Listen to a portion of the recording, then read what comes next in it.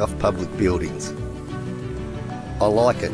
It keeps me busy. It feels pretty satisfying to know that at the end of each day I've made Sydney Road look a little better for everyone who lives, works and visits here. Cleaner streets make it a nicer place to shop too, and that helps our local traders. And as everyone starts their day and the shop's open, I get to meet some lovely community members and their dogs. Everyone knows Sydney Road is legendary. We should all show it some love.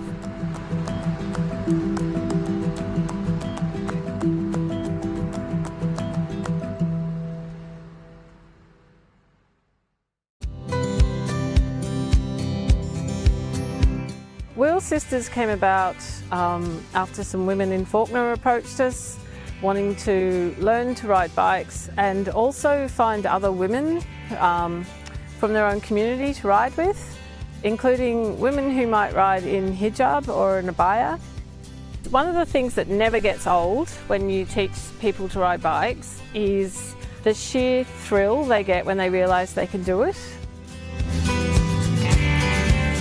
The really special thing about teaching both the women in Fawkner and the women here is just the cultural barriers that they face every day, and coming from a place where they never thought they'd ever be able to ride a bike. A lot of them do reflect that it's been their lifelong dream to ride a bike, but they never thought they'd be able to do it. So it's just that extra level of being able to gift that to somebody.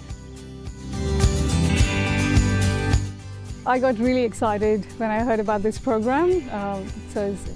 I'm almost 40 and I've never ridden a bike. I tried when I was little. Yeah, I still can't believe that I can ride, and yeah, it's been a dream and I'm so glad that it came true. It was excellent, very special experience for me because it was my childhood wish to learn how to ride a bike. Yeah, my experience was great because I've never ridden the bike before. So it was like truly empowering for me. And I thought I can't ever learn, but Kaz was really patient and encouraging. At this age, it's a really courageous thing to learn new things. And any age, anyone can do it if they want it. And willingness is the most important things, and that's I prove myself. I think it's good health-wise as well as environmentally. It gives me some physical activity to incorporate into my daily routine. I think it was great to find other people like me who have recently learned to ride, and we are all well connected now. Yeah, after so many years, I'm very grateful to have this opportunity and have Cass and Faith with us. And they've been amazing, amazing teachers. Everybody should give it a go and see for themselves how easy it is. Yeah, because I never thought I could, and I'm able to do it now.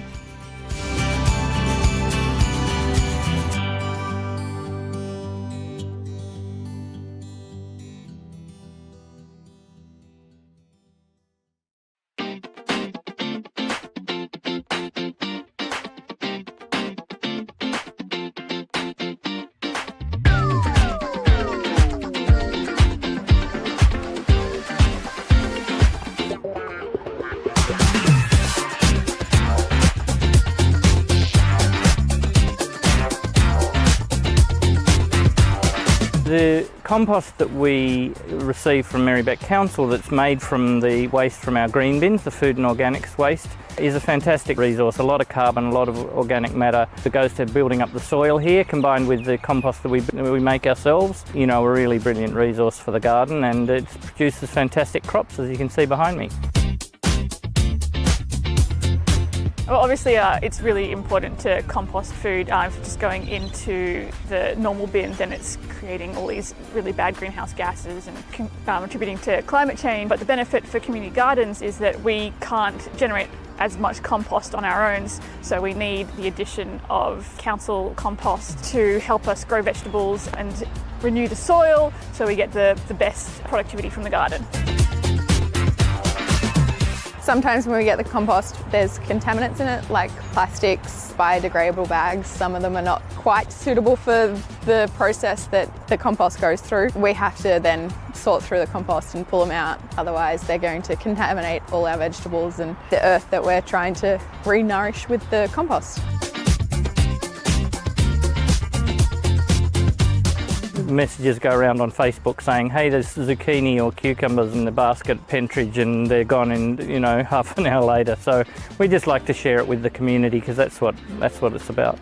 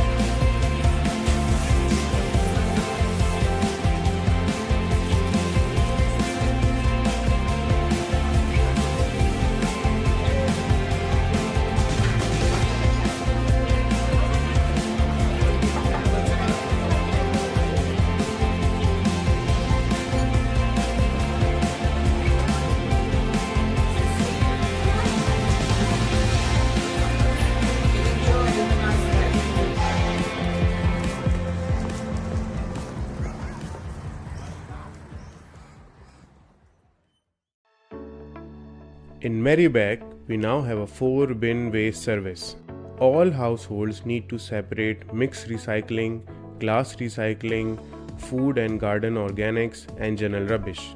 This will help reduce the amount of waste we send to landfill and improve the quality of recyclables in Victoria.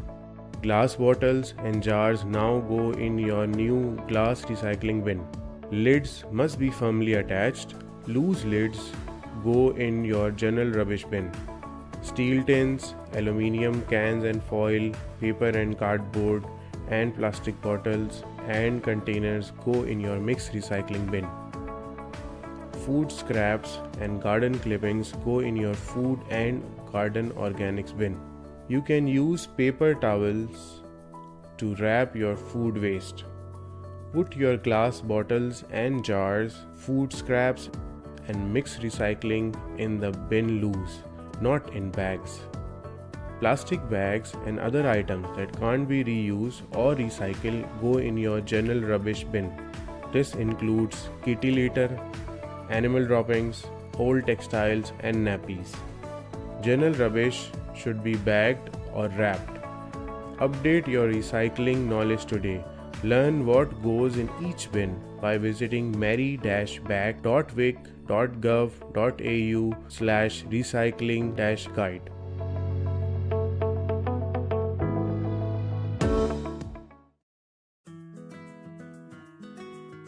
Why did we decide to go all electric? The primary motivation was obviously to reduce our carbon footprint as a family, especially with a young son, 8-year-old, who's attending primary school and learning all about climate change and how we can do our bit in reducing the impact. Since purchasing this house, we've installed solar panels, and we've also converted all our appliances cooktop into induction cooktop.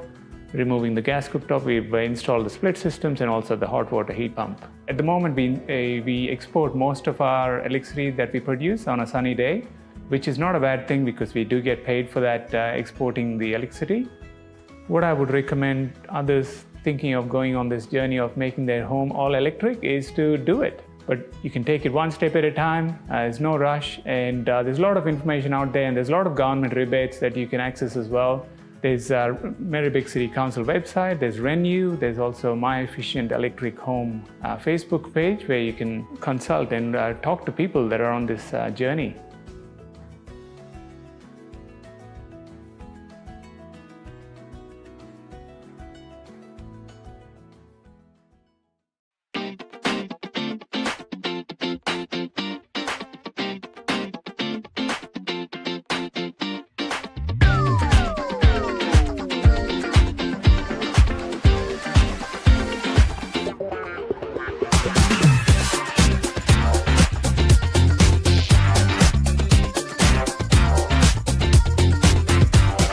The compost that we receive from Merri-bek Council that's made from the waste from our green bins, the food and organics waste, is a fantastic resource. A lot of carbon, a lot of organic matter that goes to building up the soil here, combined with the compost that we make ourselves. You know, a really brilliant resource for the garden, and it produces fantastic crops, as you can see behind me.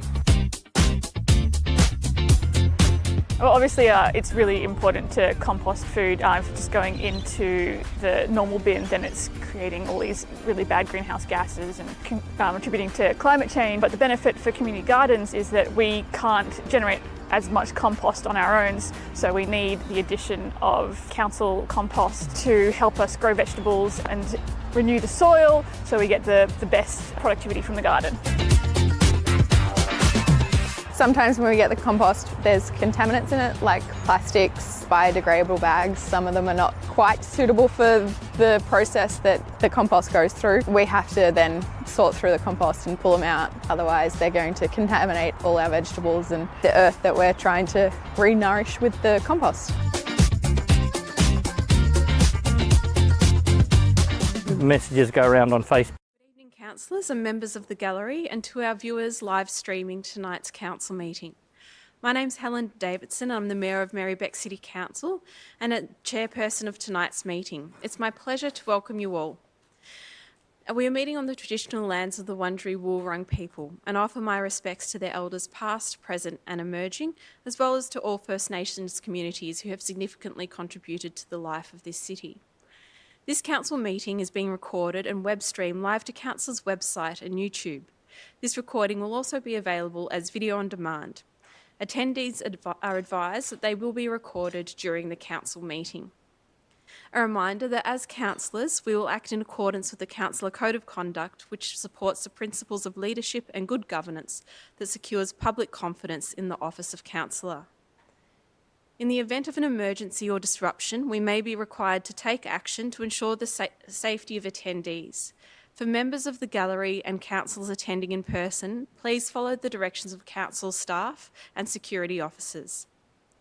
Now I'd like to introduce councillors who are with us this evening. We have Deputy Mayor Councillor Helen Politis. Good evening, everybody. Councillor Pulford, who should be online. He will come back to Councillor Pulford. Councillor Chris Miles. Hello, everyone. Councillor Alice Benson. Hello, everyone. Councillor Kat Theodosis. Hi, everyone. Councillor Oscar Yildiz. Good evening. Councillor Natalie Aboud. Hello, everyone. Councillor Sue Bolton. Hi, everybody. Councillor Liz Irvin. Good evening, everyone. Councillor Jay Iwasaki. Hello. And Councillor Adam Pulford. Hi, everyone. I'd also like to introduce the Chief Executive Officer, Kathy Henderson, and senior management team who are also with us this evening. Now, there are no apologies and no leaves of absence, so we'll move on to disclosures of conflicts of interest. Councillors, are there any disclosures of conflicts of interest to declare this evening? No? We'll move on to confirmation of the minutes from our previous meeting held on the 9th of April and the special council meeting held on the 16th of April. Is there a councillor who wishes to move this? Councillor Iwasaki, and a seconder, Councillor Irvin. All those in favour? I declare that carried.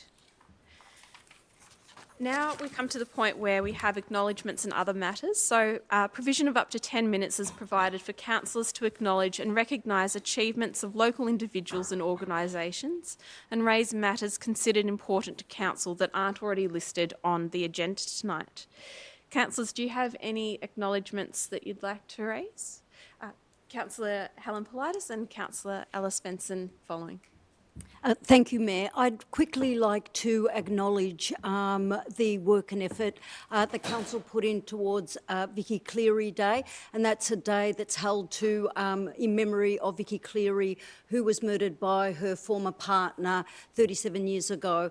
It's really important that community comes together for these events, and I'm really proud that I was able to announce $50,000 that Council has put in towards making sure that our community community and our councils working together towards the elimination of violence against women and women and families. I'd also like to acknowledge the presence of my fellow councillors on the day, Councillor Irvin, and also Councillor Yildiz, who is a White Ribbon Ambassador and has done much work in this space over a long period of time. So thank you for your presence, and I look forward to good work being done in this space. Thank you very much, Councillor Politis. Councillor Svensson. I would like to acknowledge the terrible crash that occurred last week just outside of Town Hall on Bell Street, where a motorcyclist was tragically killed.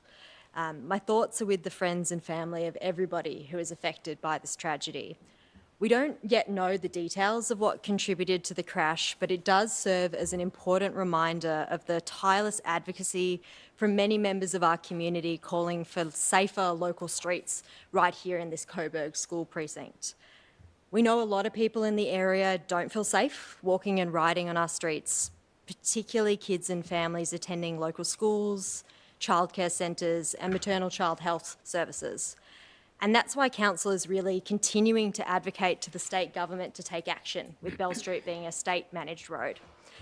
Tomorrow, officers will be meeting with staff from the Department of Transport and Planning and will highlight our concerns about safety on Bell Street and surrounding streets. Officers are also working on a bigger advocacy project to the state government, highlighting state-managed roads all around Merri-bek that are in dire need of traffic safety improvements. I've also spoken with other councillors, including the local ward councillor here, Councillor Abood, and we're planning to organise a traffic safety town hall meeting to ensure that we don't miss any important areas in need of this key advocacy work. Please stay tuned for further details. I'd also encourage any residents to check out the Coburg Kids petition to the state government calling for a comprehensive safety review of the area around right where we are now in the central Coburg school precinct. Google Coburg Kids petition and you can add your name to the growing list of residents calling for safer streets around here in Coburg. Thank you, Councillor Svensson. Are there any other? Councillor Abood. Thank you, Mayor. This last month has been brought to me by the word consultation, and I'm astounded and delighted by the number of people that have contacted me in my role as a councillor to let me know what's going on out there, because Council really values consultation. That's why we're trying to get better at consulting with residents in the city all the time. We've had something like 1,500 people talk to us about dogs, and that's just the tip of the iceberg. There's been lots and lots of people talking to us about the Coburg Sports Hub Master Plan. So even if it feels awful and you don't want to do it, talk to one or all of us about the things that matter to you in the community. Otherwise, we're worth nothing to you, and we've been elected to represent you. So I'm really grateful to everybody that's got in touch and encourage you to keep doing it. Thank you. Thank you, Councillor Abood. Councillor Bolton. Just one small announcement, really, that if anyone is wondering about a particular community project, wondering if the council is supporting it, funding it, whatever, the council's budget is out for community consultation, and the deadline for submissions is the 22nd of May. And then you can also speak to submissions. They don't need to be grand and fancy, but it's definitely worthwhile checking out the budget to see if projects that you're really committed to or the community is really committed to are being funded in the budget. So not everyone realises they can participate in the process. Thank you, Councillor Bolton. Are there any other councillors who wish to make acknowledgements?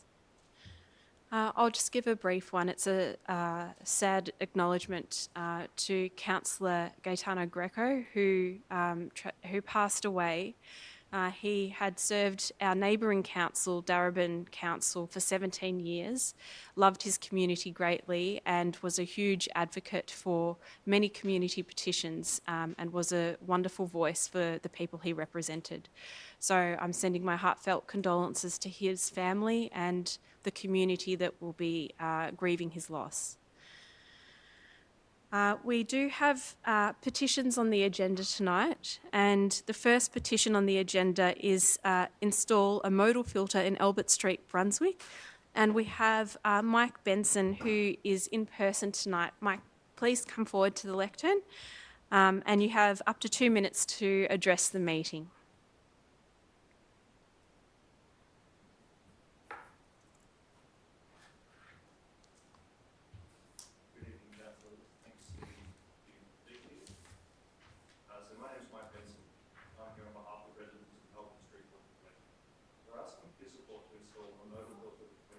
Oh, you need to press the button so it's green. Yes.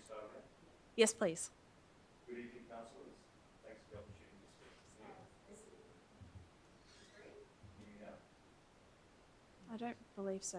We might need to get some IT help.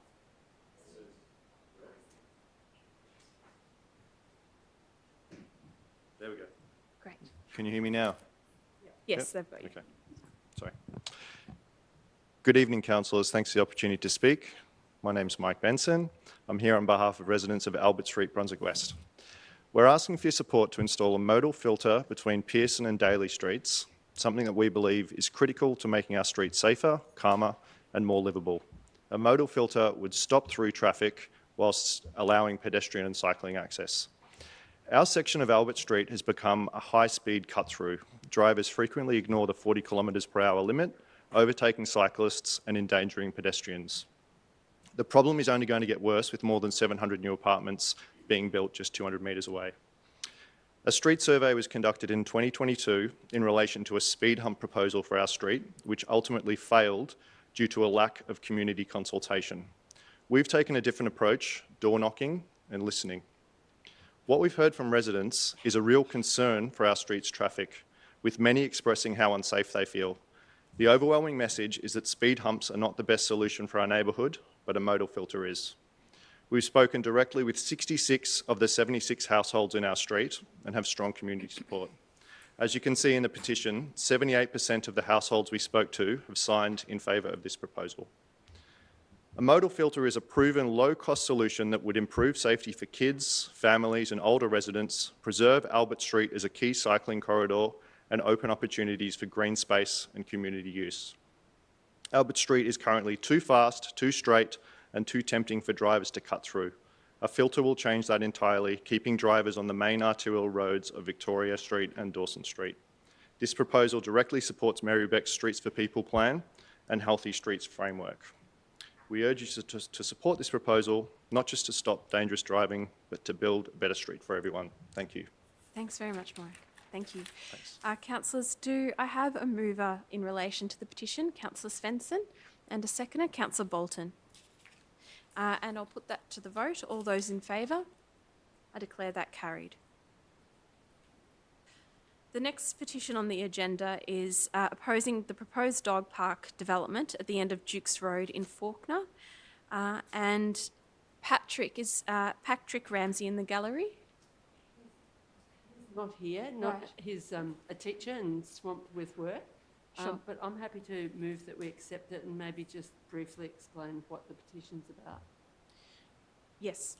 Well, yeah, I'm happy for you to do that. Yeah, go ahead.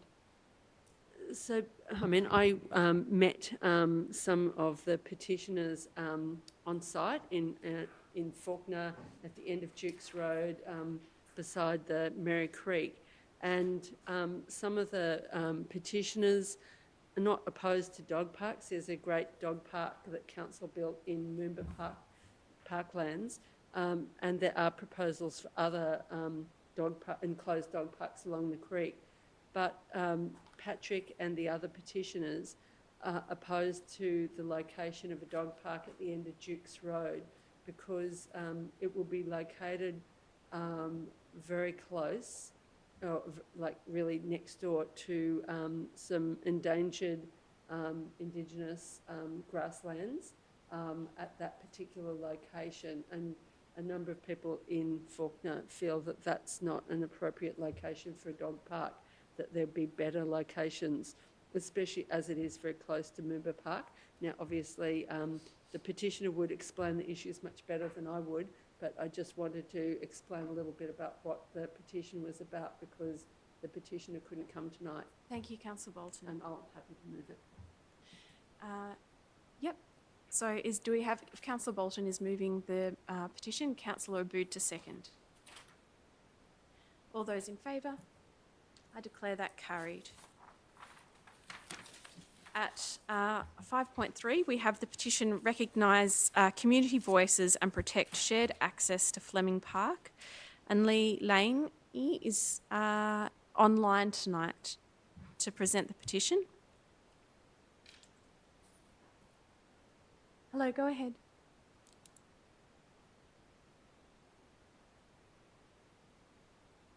Hi, Lee. Yep, can you hear us? Oh, is it me? Yes, it's you. Yes, please go ahead. Oh, Yeah. I can't hear you. So sorry. Good evening, councillors, and thank you for your time. My name is Leilani Terrell. I'm speaking on behalf of some of the residents and users of Fleming Park and the newly formed Fleming Park Dog Owners Association, a community group made up of local residents, ratepayers, and regular park users. I'm here because we care deeply about our neighborhood, and many of us rely on Fleming Park not just as a place for recreation or dog exercise, but as a vital space for connection. It's where we talk, laugh, and debrief after long days and support one another. For many, daily visits to the park are essential for well-being, for physical activity, mental health, and social inclusion. We're asking for fair and practical solutions. We'd like a clear oval use schedule published on the council website, like Yarra does for Victoria Park. Until then, perhaps the council could ask the lacrosse club just to display a weekly schedule in their windows, even if it's just a whiteboard or removable marker on the glass. In the winter, we'd like the lighting to be on just from 6 to 9 so that it supports all park users, not just sports clubs. The fencing along Cross Street for the proposed off-lead area, we would like something that considers both dogs and people and that does not exclude those with mobility issues. And lastly, we'd like fencing around the playground to protect children from the street and fast-moving bikes along the bike path. Most of all, we're a new stakeholder group, and we're asking to be recognized because we represent real and everyday users of this park. This isn't just about dogs, it's about fairness, transparency, and ensuring that shared spaces remain truly shared. Thank you. Thank you, Lee. Thank you for the petition. Councillors, do we have a motion in relation to the petition to accept the petition? Councillor Iwasaki and seconded by Councillor Pulford. I'll put that to the vote. All those in favour? I declare that carried. We'll move on to petitions received after the agenda was produced, and we have one received, and that petition is in support of off-leash dog access at Tate Reserve, and we have Wendy Hogg, who is here in person and coming forward to the lectern to speak to the petition.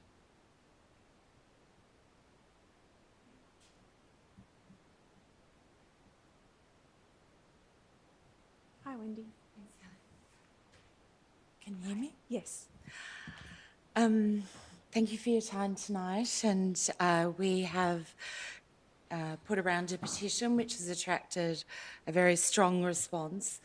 We're asking to amend the current dog walking policy at Tate Reserve from on-leash only to a designated off-leash space, except for the fenced-off area that will become a dog-free zone. We have 846, and we have also prepared a cover with the 4-page cover, which obviously I can't read now, and I'm hoping you will receive a copy. But I will try to briefly go over the reasons why we've put this petition together. When late March, Merri-bek erected signs saying they were doing a dog walking consultation, and that Tate would remain on leash. That confused and surprised many people that use Tate Reserve, because for more than 15 years it has functioned as a de facto, if you like, off-leash area. In fact, you will see an image in the document that is presented to you showing a sign that was erected in 2021 stating the park is off-leash. So without any other clarifying signage, we just assumed it was all off leash. So this is what we're asking to be amended, is that bylaw saying that it's on leash.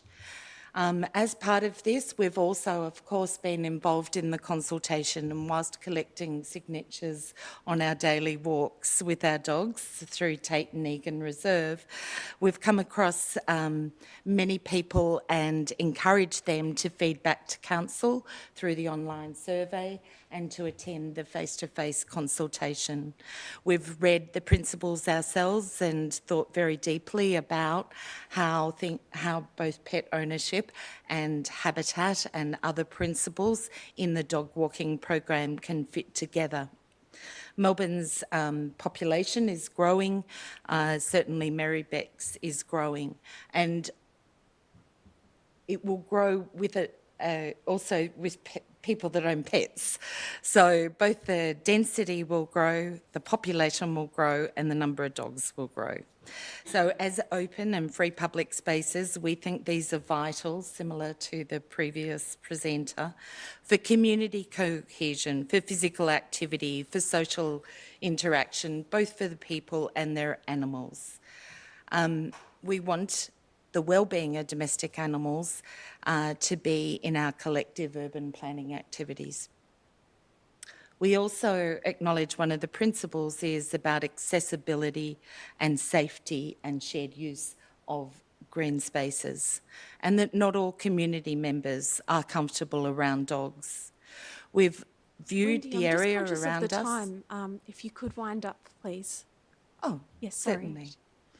I'll make that will be all there for you to read. There is also some very well-researched and comments on our commitment to environmental stewardship.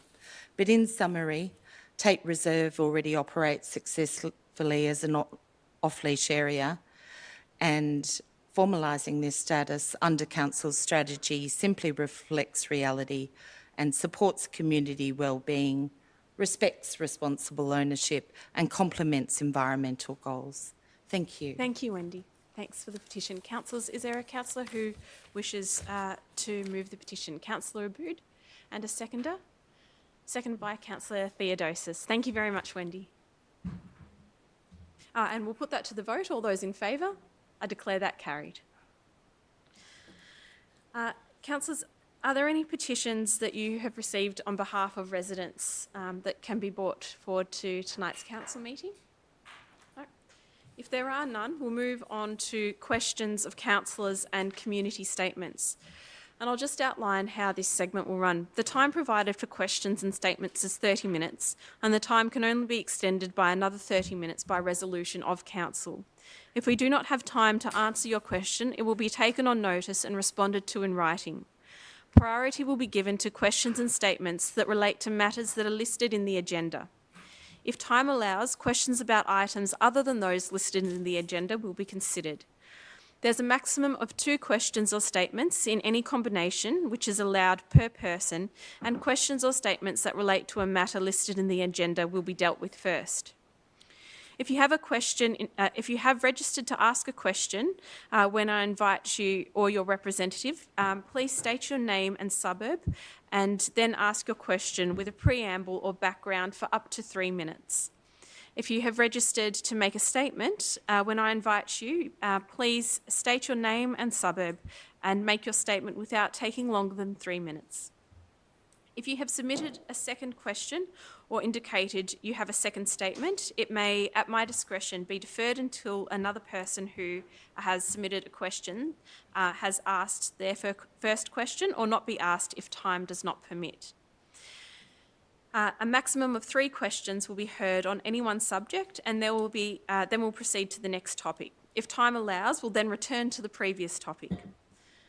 I will either answer the question on behalf of Council or invite councillors to answer. Alternatively, I'll ask the Chief Executive Officer to provide a response or refer to another councillor officer. There will be no response or discussion in relation to community statements. As detailed in the governance rules, questions or statements may be disallowed if they are defamatory, indecent, abusive, offensive, irrelevant, trivial, or objectionable in language or substance. If a response to your question is provided at tonight's meeting, there will be no further formal response. However, Council will action any commitments made during answering the questions. So we've received a total of 11 questions, and all submitters have been invited to ask their question or make a statement. So I'll note the time is commencing at 6:55. And we have, in relation to the report 7.1, Safer Roads for Local Streets in Merri-bek, the trial of 30 kilometres, we have Andrea Bunting, who is in person with 2 statements. Please come forward, Andrea.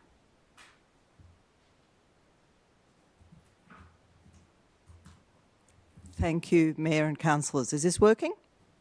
I believe so, yes, it is. Great. Andrea Bunting from Brunswick. I'm actually speaking on behalf of 2 local families with young children who couldn't get here tonight because of the children. So the first family writes, we are Elizabeth Breyer and Percy Caceres Manrique and live in Loyola Avenue, Brunswick, near the middle of Brunswick's proposed 30 kilometres per hour speed limit. We strongly support the speed limit reduction. It is even more important now that the speed limit is being reduced on Lygon Street, as we do not want more traffic diverting to local streets. In particular, we want less traffic and lower speeds on Ewing Street and the intersecting streets. Ewing Street runs north-south between Lygon and Sydney Road. Many cars use Ewing Street to avoid Lygon Street and Sydney Road. We have a 5-year-old son who has just started prep at Princes Hill Primary School. He rides his bike down Ewing Street while one of us walks alongside. Several times already we have been halfway across the pedestrian crossings and have had to pull him back onto the median strip as a car has exited the roundabout at full speed. It is not safe for young children. Yet Ewing Street has been designated a ride and walk to school route by Princes Hill Primary School. Please help Ewing Street. Please help make Ewing Street and other local streets safe for our kids. And the second family are Matthew Wright and Sun V Nguyen from Ewing Street. They write, we have a 2-year-old child who attends Brunswick Occasional Care and we walk him there regularly. He will attend Princes Hill Primary in the future. Several neighbours also have young children. Ewing Street has speed humps, but they are not enough to keep children safe. Drivers speed between them and we live with a constant fear that a child will be hit. The speed limit on nearby Lygon Street is to be reduced to 30 kilometres an hour. This will make Ewing Street a preferred north-south route for drivers looking to move faster than on any alternative. This will increase traffic and danger for our families. We strongly support reducing the speed limit on Ewing Street to 30 kilometres an hour, and the other streets, of course. While not a complete solution, it would reduce risk and reflect the needs of this residential area. And they also write, we also support other measures for Ewing Street, future turn bans, traffic calming measures to further improve safety. Thank you very much for that. Thank you. Thank you. Next, we have Andrew Rhodes, who is in person with 2 questions. Please come forward, Andrew.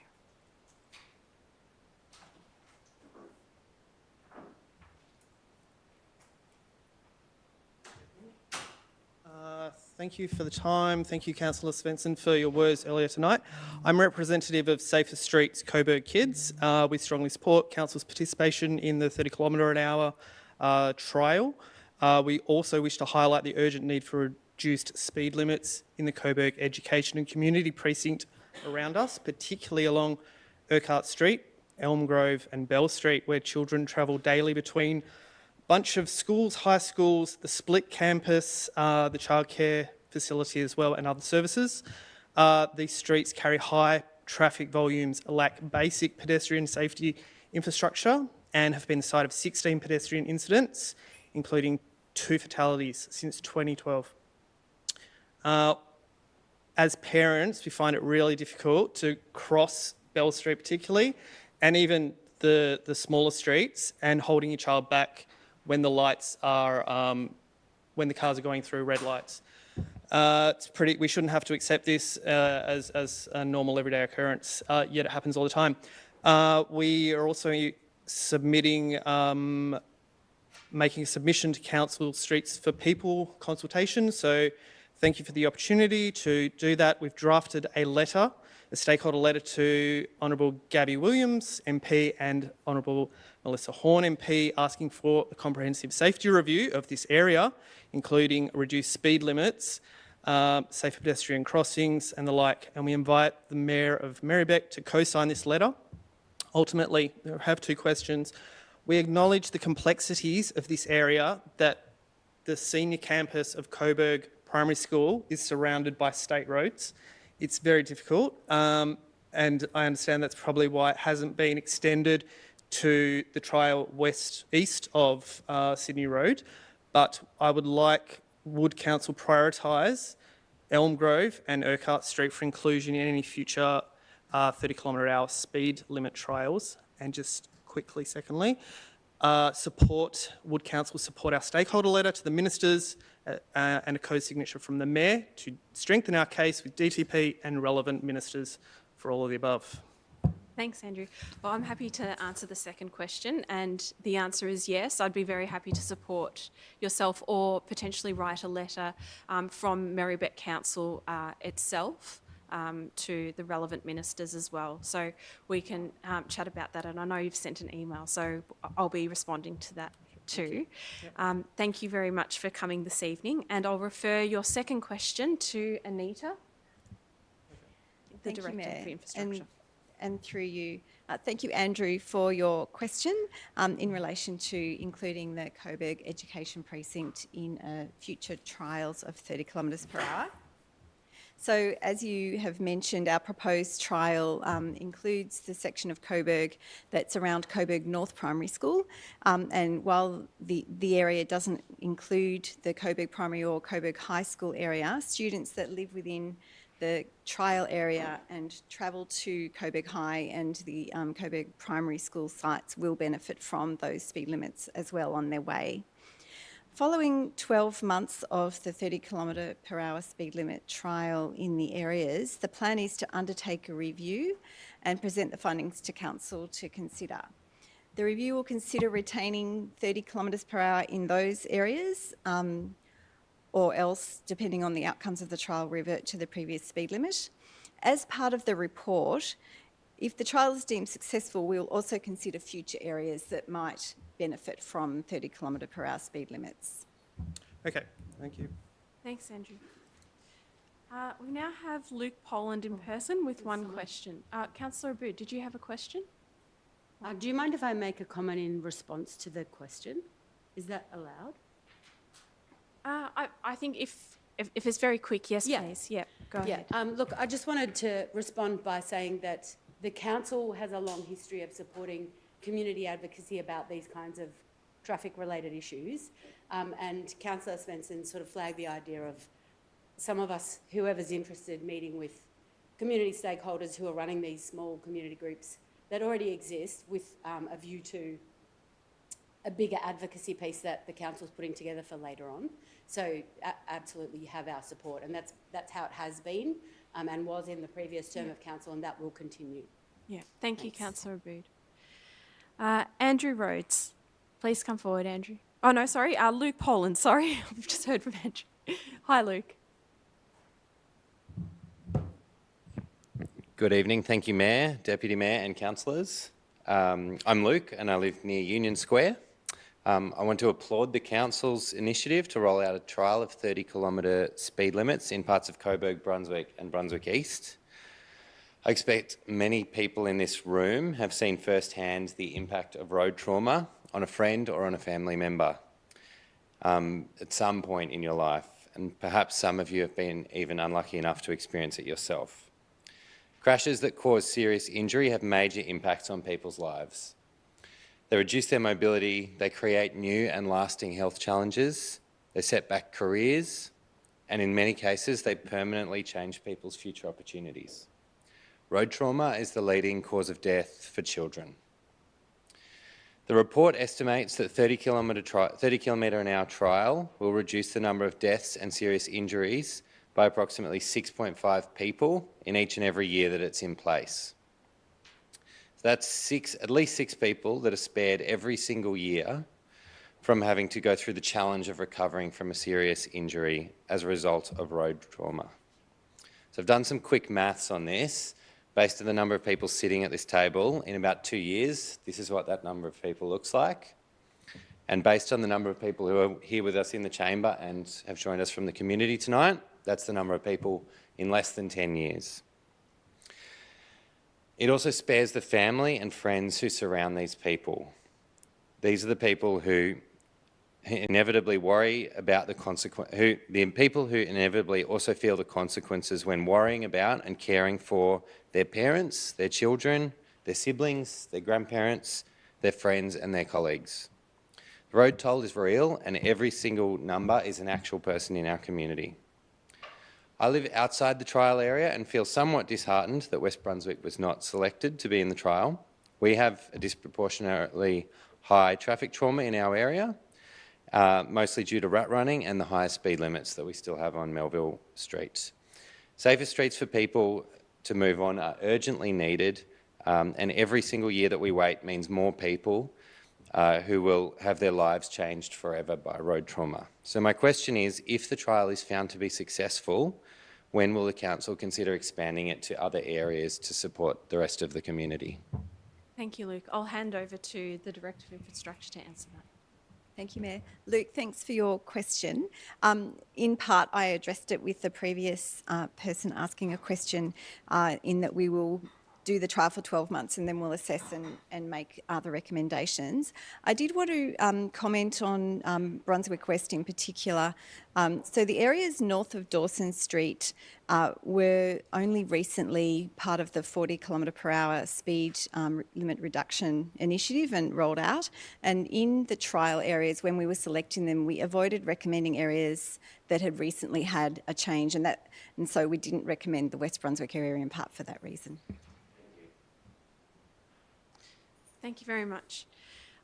We'll now move on to our next question on this topic, and we have Nick McGullen in person with one statement.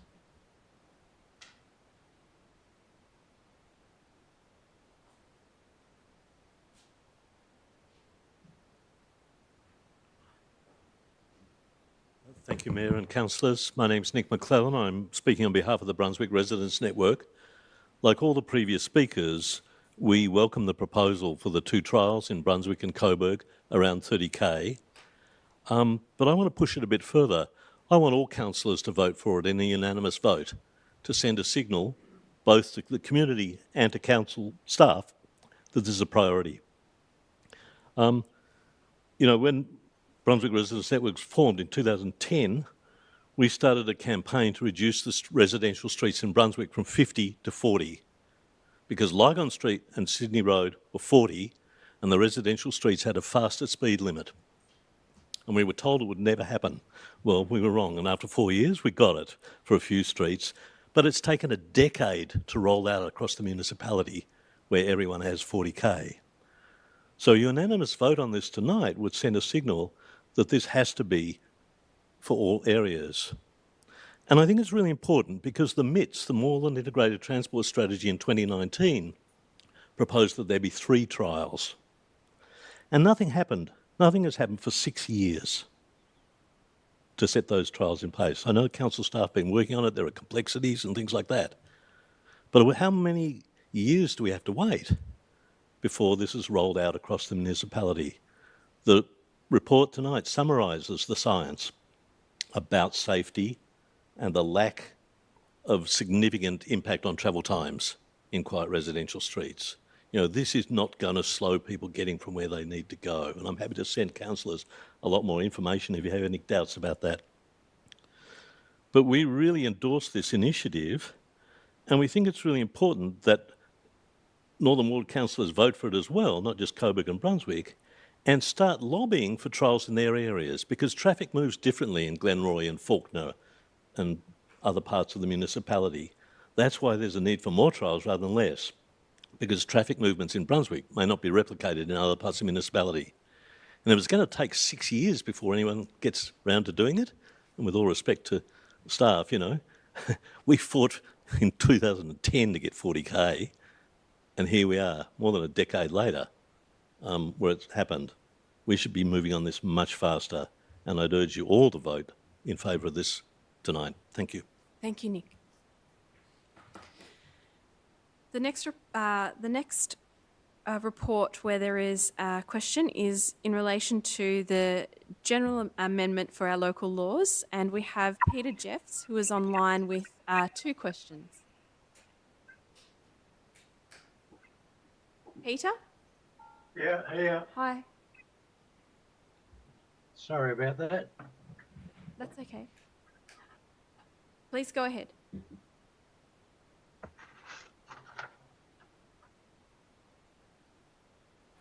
Go Sorry, ahead, you ready? Peter. Yes, we're ready, yes. Sorry about that. Good evening, Madam Mayor and councillors. My name's Peter Jeffs and I reside in Glenroy. You have before you tonight at item 7, council reports, 7.2, general amendment local law 2025, sorry. In that report, the executive summary, amongst other things, states council has received numerous reports from community members about a current issue involving the feeding of wild birds, which has the potential to lead to health concerns, property and infrastructure damage, a decline in community aesthetics, and impact the enjoyment of people's place of residence. The current local law does not include adequate provisions to address the issue, and therefore this report seeks to amend the existing local law to introduce new provisions that will enable enforcement action to be taken against those who breach the local law. I don't know how the author of this summary defines current, but if council records, excuse me, of this issue were referred to, it has been an ongoing issue for nearly 4 years now and should have been resolved at least 2 years ago, as it isn't something that has just recently occurred. For the report to say that it has the potential to lead to health concerns, property and infrastructure damage, a decline in community aesthetics, and impact the enjoyment of people's place of residence is a gross understatement of what has occurred. It has already done these. And again, any referral to CRS reports that have been submitted, correspondence and the multitude of photographs and videos sent to the council's local laws and environmental health unit over the past years are proof of this. As to the current law not including adequate provisions to address the issue, council knew this back in May 2023 when a prosecution in the Magistrates Court under the existing local law was, as I've been informed by a council officer, withdrawn. My questions are, considering this has been an issue for over 3 years now, and there has been an obvious lack of meaningful and effective action by the council officers involved in the early stages of the issue, why didn't senior managers take oversight of the issue and inform councillors of it? My second question is, back in May 2023, when council's attempt to use existing laws failed, Why didn't council seek to amend the existing law to introduce new provisions back then? Thank you. Thank you, Peter. I'll hand that question over to our Director, Penny. Through you, Mayor, and thank you, Mr Jeffs, for your question. And I just want to acknowledge that council officers are aware of just how significant this particular situation is. It's been extremely complex. It has had a big impact for residents, and it's been a situation that's been very complex to manage from an enforcement perspective. So to your first question, just really briefly, I think it's important to note that senior staff from two parts of council have had oversight of these proceedings over a number of years, and they have kept councillors informed. However, with legal and enforcement proceedings, not all of those conversations and activities will be public, so things will have been happening behind the scenes that aren't always reported publicly. But to step you through the sort of the context and the options that are available for council officers to enforce in a tricky situation like this one. When we seek to achieve a compliance in the community, we use a number of, we follow a fairly normal pathway. So we might start with trying to resolve a situation through discussion, through education, encouragement, through advice, and in that instance, this was unsuccessful. Then we might move to compliance mechanisms, to issuing notices, issuing infringements, and then we move to legal action and prosecution in the courts. In this instance, staff did progress formal action on the general local law to the Magistrates Court, and unfortunately this was unsuccessful. Following that, then staff moved to another lever, which is currently in train and before the courts, which is to prosecute under the Public Health and Wellbeing Act, and that is in train. But obviously, working with the courts takes considerable time, and council doesn't always control those timeframes. In terms of amending a local law, this is generally a last resort for staff to amend a local law to resolve a specific enforcement issue. But given the complexity, the longevity, and the significance of this experience, that is why this change is being presented to council to take to the community. So that will proceed in parallel with the current court proceedings as well. Thank you. Thanks very much, Anita. Thank you, Peter. Thank you. We'll now move on to the next statement, which is in relation to report 7.3, accommodation needs of food relief organisations. And we have Afshan Mantu, who is in person tonight.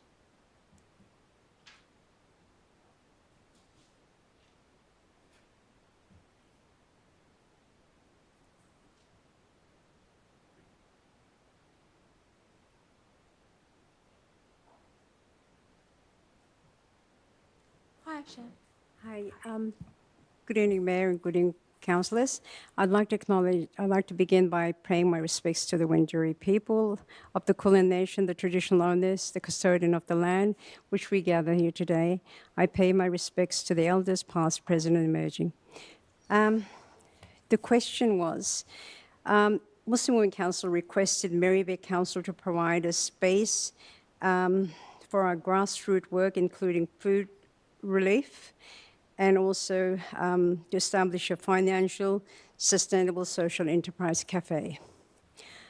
So my name is Afshan. I'm from the founder of the Muslim Women Council Victoria, formerly known as Islamic Women's Girls Group. Our organisation was established in 1998. We're all volunteers.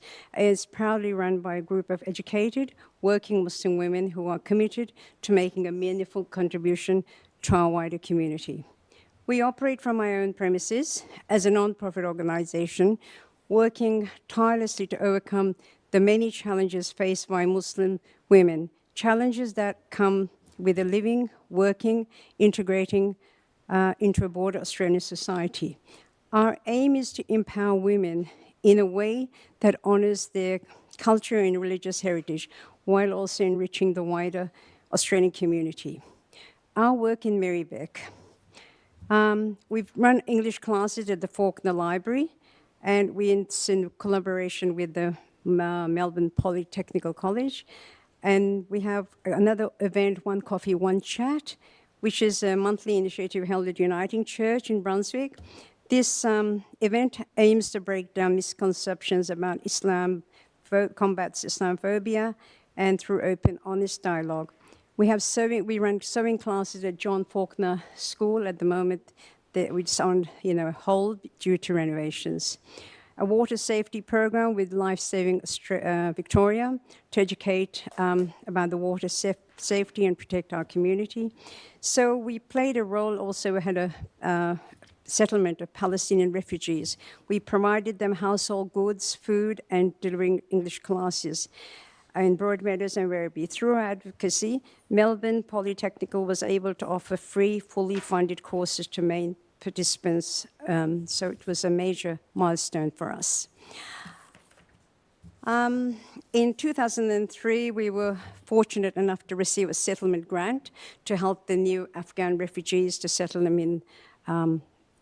So despite being a small team, we delivered impactful outcome, made many believe that we were a large organization, but we're very small, well-resourced organization. So this speaks the volume about our dedication, efficiency.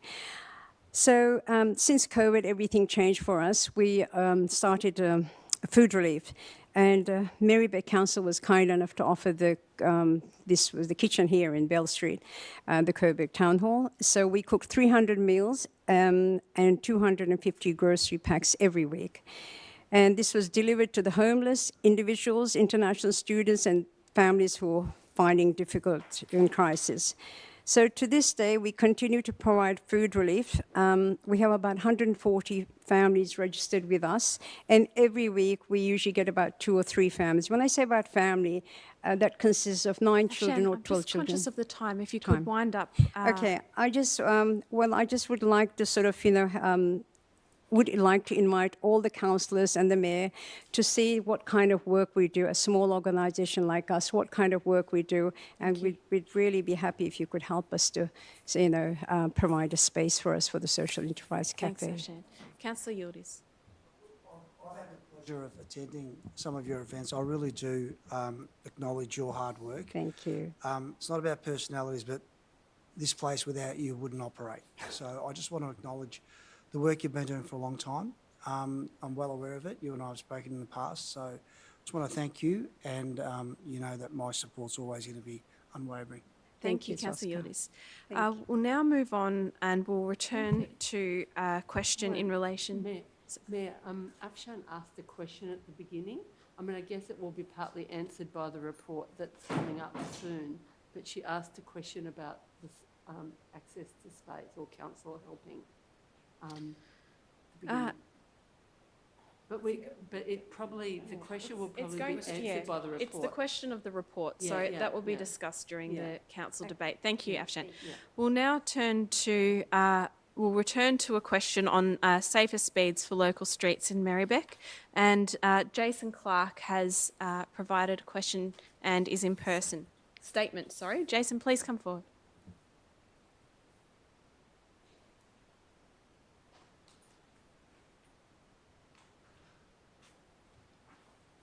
Good evening, Mayor. Good evening, councillors. Thanks for the opportunity to speak. I came along tonight, I suppose, just wanting to get some more information and some more knowledge around the proposed 30-kilometre-hour trial. And just through doing a bit of quick research, I've got some good news to share with everyone here who wants to see a trial that would encourage safer streets.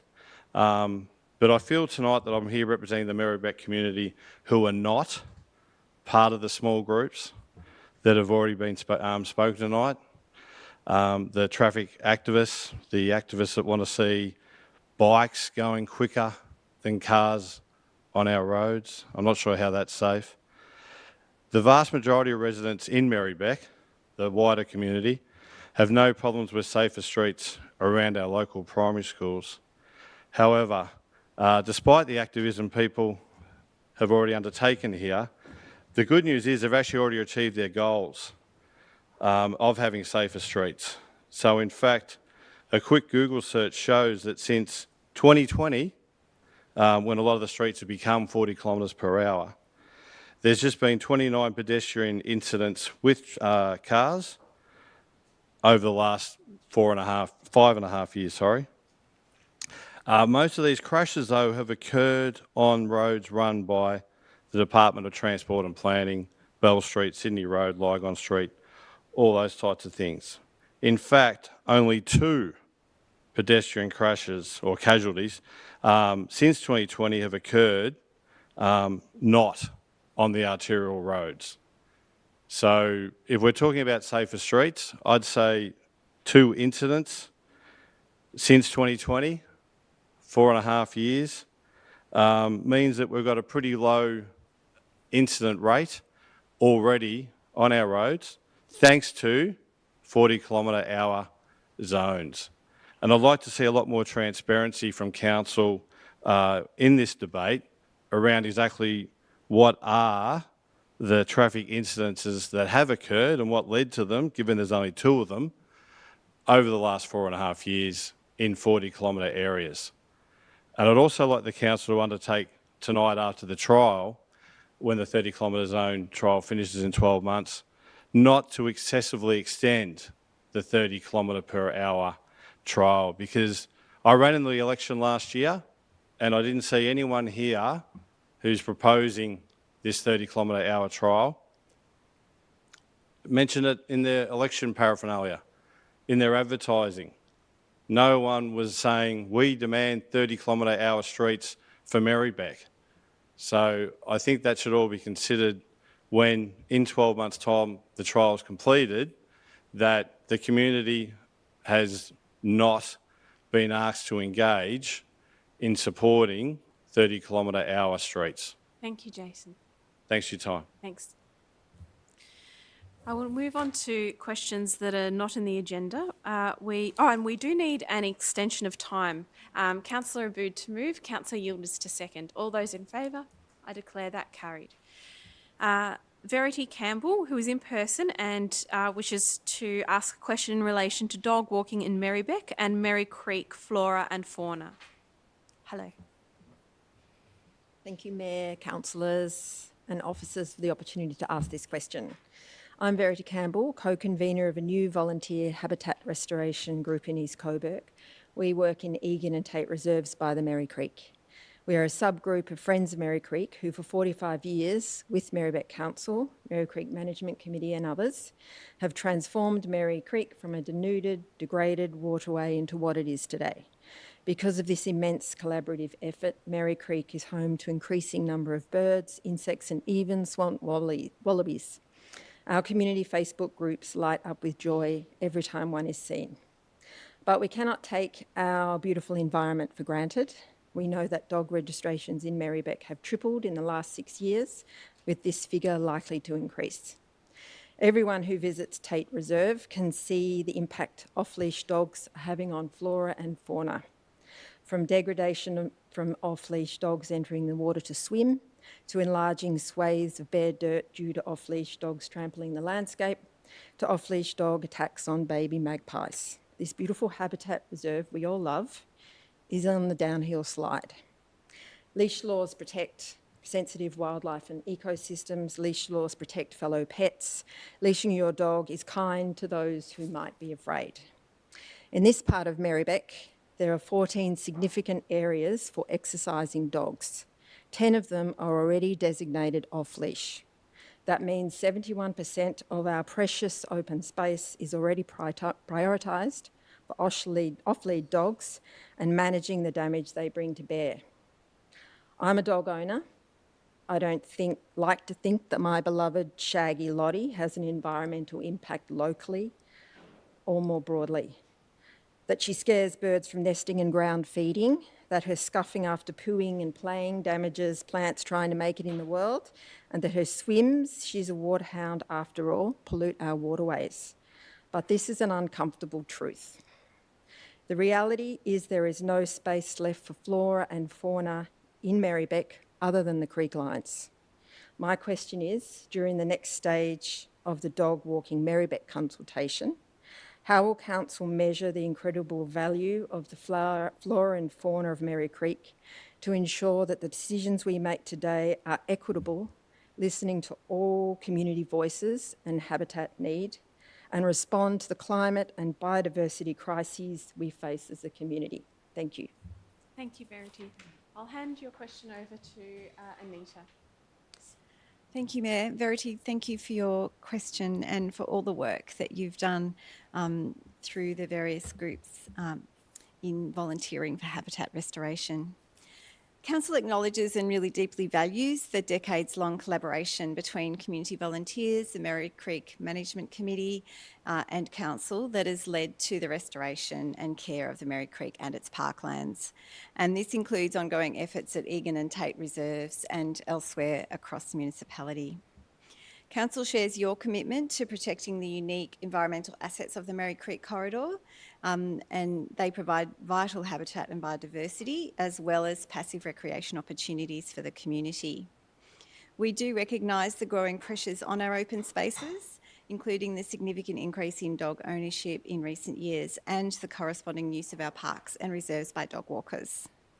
Your question regarding how Council will measure the ecological value of the Merri Creek environment as part of the Dog Walking in Merri-bek program is timely, and it's an important question. As we amend the Stage 1 pilot plans in response to the feedback that we've received during consultation, and just noting that that feedback has come from dog owners, it's come from the Friends of Merri Creek, the Merri Creek Management Committee, local residents, Council is actively working to balance the needs of dog owners with the need to protect sensitive habitat areas. We acknowledge that clear and consistent concerns raised about the ecological impacts of off-leash dog areas, and particularly in areas like Tate Reserve. So there will be more information in future council meetings. Thank you, Anita. Thank you, Verity. Our last question is from Anne McGregor, who is in person and has a question in relation to dog exercise areas in the Merri Creek parklands.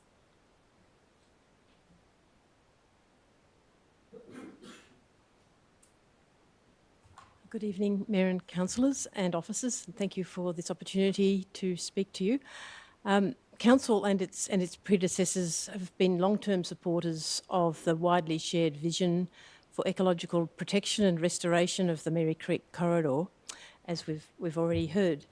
Council is a member of the Merri Creek Management Committee Incorporated, which produced the Merri Creek and Environs Strategy, and this strategy expresses the vision, and I quote, to achieve healthy living streams flowing through attractive environments which provide habitat for native animals and are valued by the community as peaceful, passive, open space havens, to protect the natural and cultural features of the Merri catchment waterway corridors through sensitive management, which will provide a lasting benefit for the community. So Council, along with state and federal governments and thousands of community volunteers, have invested funding, time and labour into working towards this vision for the past 45 years. The Merri Creek parklands are now unique environmental assets for Merri-bek. They provide habitat for many species of birds, invertebrates, amphibians, mammals and reptiles. They provide the main opportunity for Merri-bek residents to connect with and enjoy benefits of connecting with nature. But dogs in the parklands have significant environmental and social impacts, particularly when they are off-lead. These impacts have been documented in both local reports and many research papers, and we have a compilation of those papers and references. There's 3 sites in the current dog walking in Merri-bek project along the Merri Creek parklands that are proposed for trial interventions. However, there's already extensive areas of those parklands which are off-lead, and very, very limited areas which are no-dog zones. In fact, I think only one fenced no-dog zone at present. My question is, will Council's commitment and investment into the long-established community vision for Merri Creek be prioritised in decision-making relating to dog exercise areas in the Merri Creek parklands? In other words, to paraphrase a principle proposed in the recent consultation, will protection of habitat zones, urban biodiversity and waterways take precedence over off-leash opportunities? Thank you, Anne. I'll hand over to Anita again. Thank you. Thank you, Mayor. Thank you, Anne.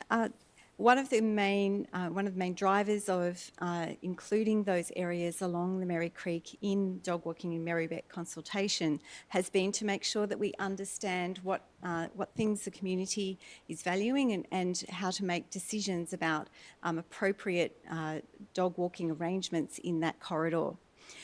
Council agrees that protecting and enhancing ecological health of the Merri Creek must be a guiding principle of the work that we do, and the Merri Creek and Environs strategy, which we remain committed to, will continue to shape our priorities.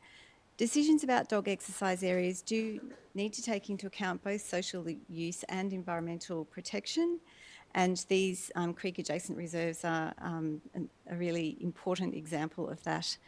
So we will continue to work closely with the Friends of Merri Creek East Coburg, Merri Creek Management Committee and other stakeholders to evaluate impacts and inform longer-term decisions.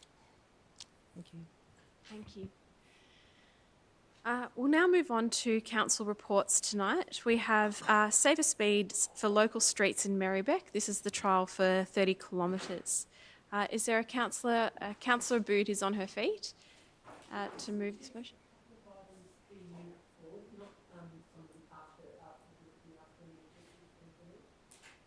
Yes, we can take that now if you wish.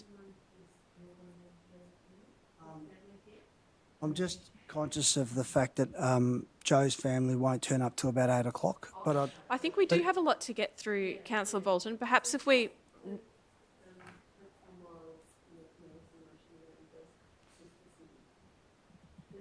I think we'll go through it systematically, Councillor Bolton. I know that some people are here and some people aren't.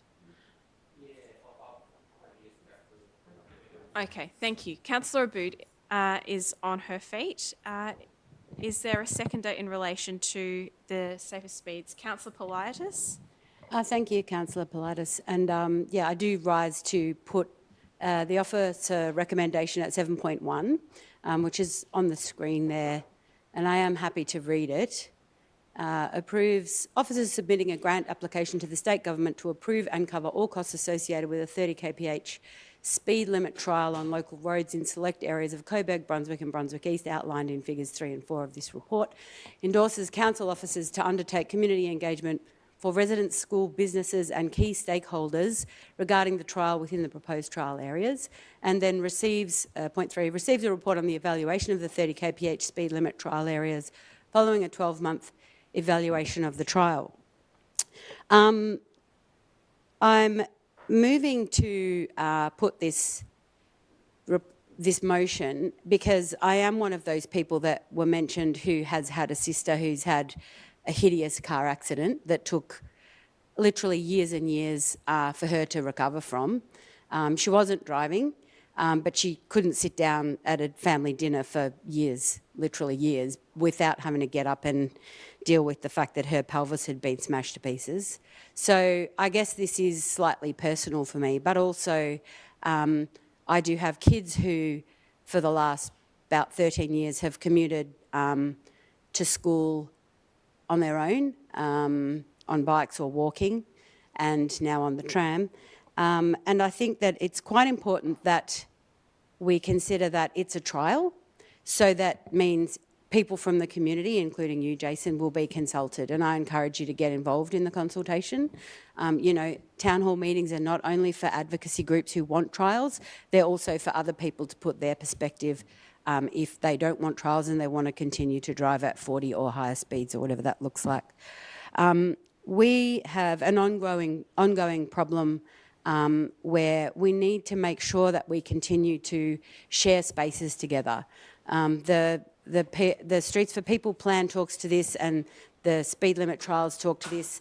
We've got kids riding bikes, adults riding bikes, kids walking, adults walking, cars driving, and there's a billion different ways that all of us are distracted while we do all of those things. And more often, and it's something I've probably done, even though I don't like to admit it, phones are also distracting us from concentrating while we're driving. But also cars are better at also going slowly. So I'm responding, and I'm keen to put this motion because I've had quite a few emails this afternoon through the day from community groups, including the principal of a local primary school and advocates from, a principal of a local high school and advocates from local primary schools contact me and ask me to support this. So I feel like as the Pentridge Ward councillor, it's actually within my purview to not only support, and I hope it is supported unanimously as a trial, but also to put the motion for other councillors to speak to and then consider voting unanimously too. Thank you, Councillor Rood. Councillor Politis. Thank you, Mayor. I'm very happy to support this motion because when the idea of reducing speed limits was first proposed, when I first heard about it several years ago, I, like some others that I've heard from recently, felt that it may be a little bit inconvenient and a little bit over the top. So I went and spoke to a friend of mine who is a road safety policy officer, and she gave me the cold hard facts about speed and what it does. We all know that speed kills. But what I didn't know, and I was really surprised, is that by reducing speed limits by even 10 kilometres an hour, we significantly reduce the incidence and the impacts of road trauma and fatalities. And here in Merri-bek, we do have quite a number of road accidents. The reports that I have in front of me says that in 2023, there were 444 recorded crashes in Merri-bek, 2 fatalities and 120 injuries that required serious hospitalisation. They are pretty alarming figures, and I think that as councillors and as a council, we have to take this seriously and we have to step up and make sure that our community is kept safe. So I welcome the opportunity for a trial, and it is a trial.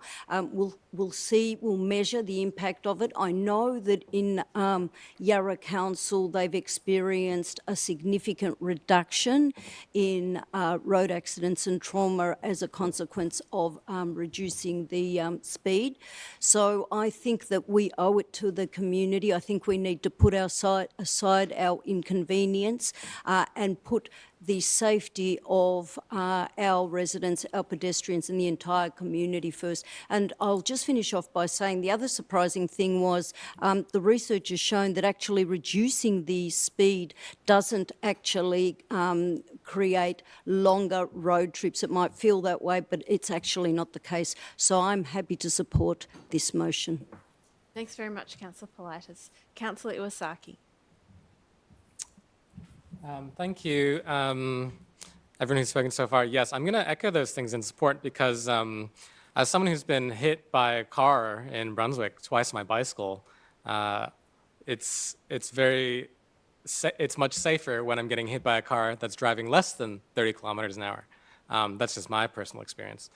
And if you've been around Brunswick and you've driven around Merri-bek for the most part, unless you're really trying to, I think you'll notice it's very hard to actually get to the speed limit without having to brake immediately.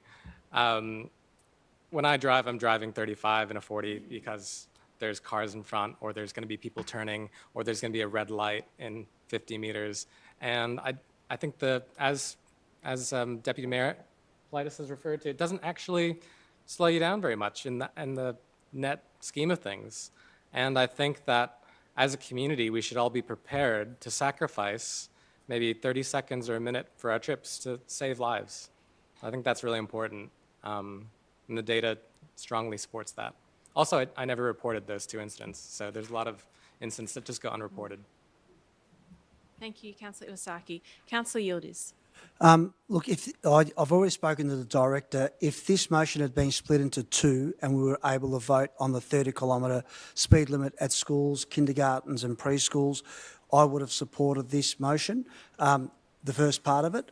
But I want to, in particular, acknowledge and thank some of the people that are here. In particular, I do want to acknowledge Nick, you and your hard work. And I know, I've known you for just over a decade, Nick, and I know the good work you've been doing in this area. Just a couple of things. Since 2020, 29 incidents. Now, some of you sitting there might say, well, what do you know about pedestrians being hit? One of my family members in front of the Royal Melbourne Hospital was there to see her son who was in a coma after having a motorcycle accident on Sydney Road. She got hit by a bicycle and died. This was only 4 years ago. In 1976, when we were living in May Street, in front of Cope and Hay Street, elderly lady was run over by a car, and it literally happened right in front of me. And we administered at the age of 6, tried to administer help to this lady. We moved to Boulogne Street in Coburg, and the residents further up the road were crossing Bell Street. 2 young kids got hit by a car, one passed away. Ironically, my mum's living in that house now. Corner of Bell Street, 6 years ago, one of our close family members, a Turkish family lady, was walking along Bell Street. She got hit by a car and she passed away. So 30 kilometres, I appreciate the residents here and the group saying that it needs to be reduced. But just a couple of things I want to highlight.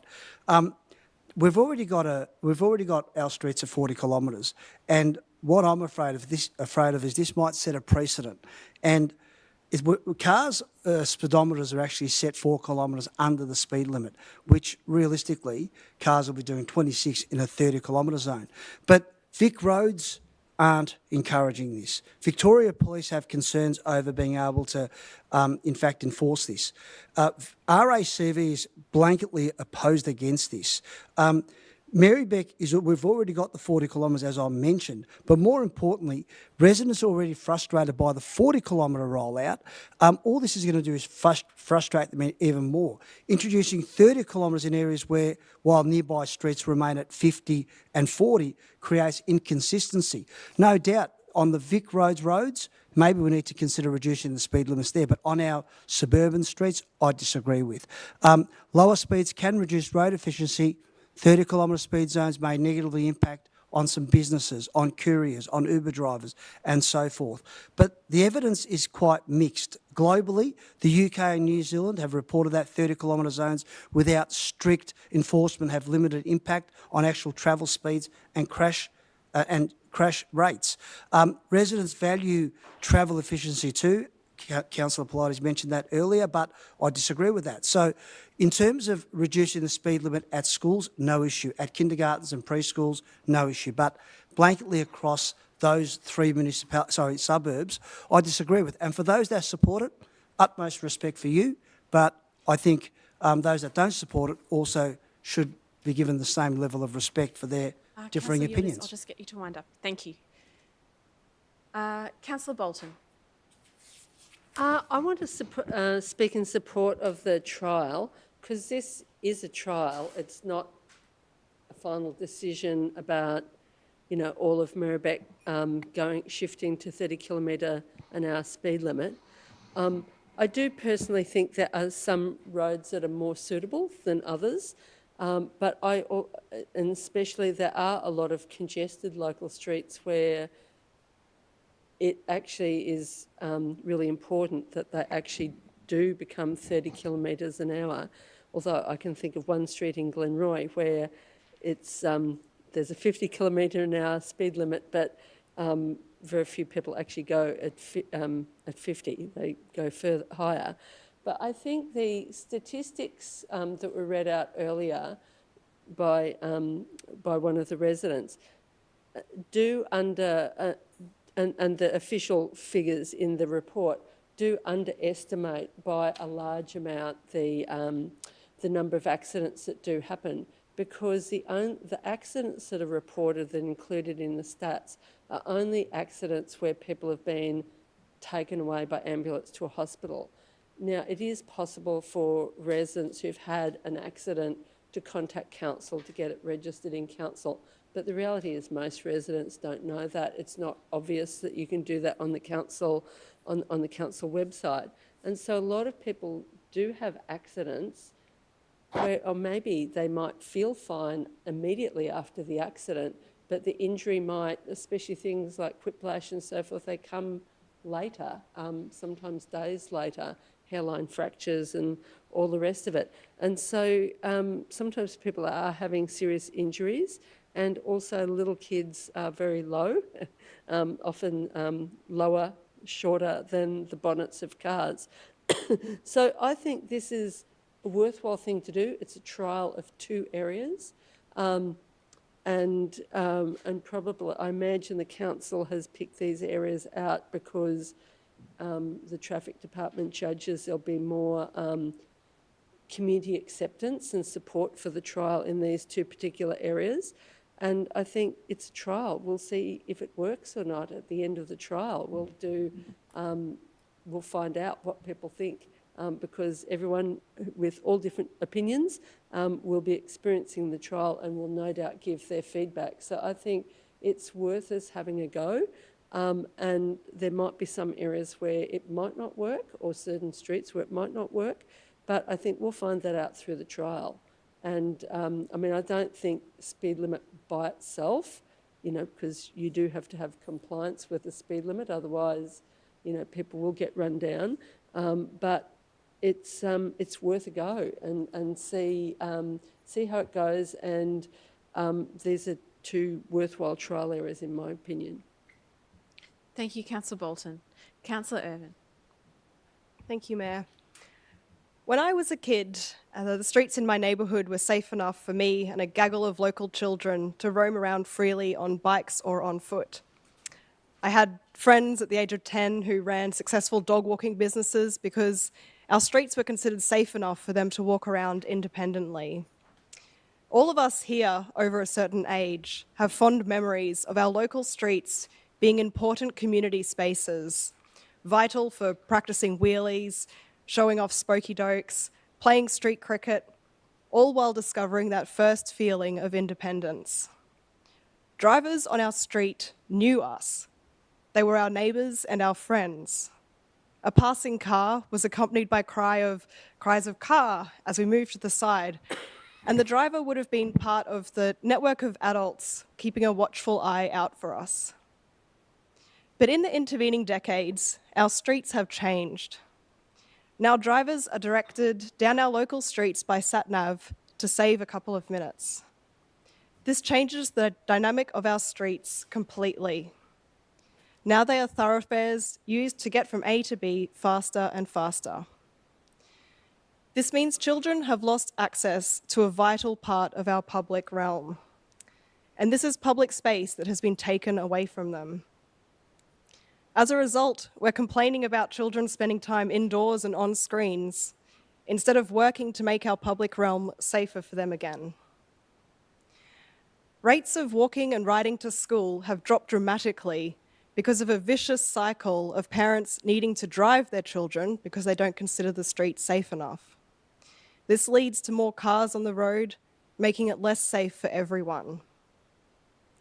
It doesn't have to be this way.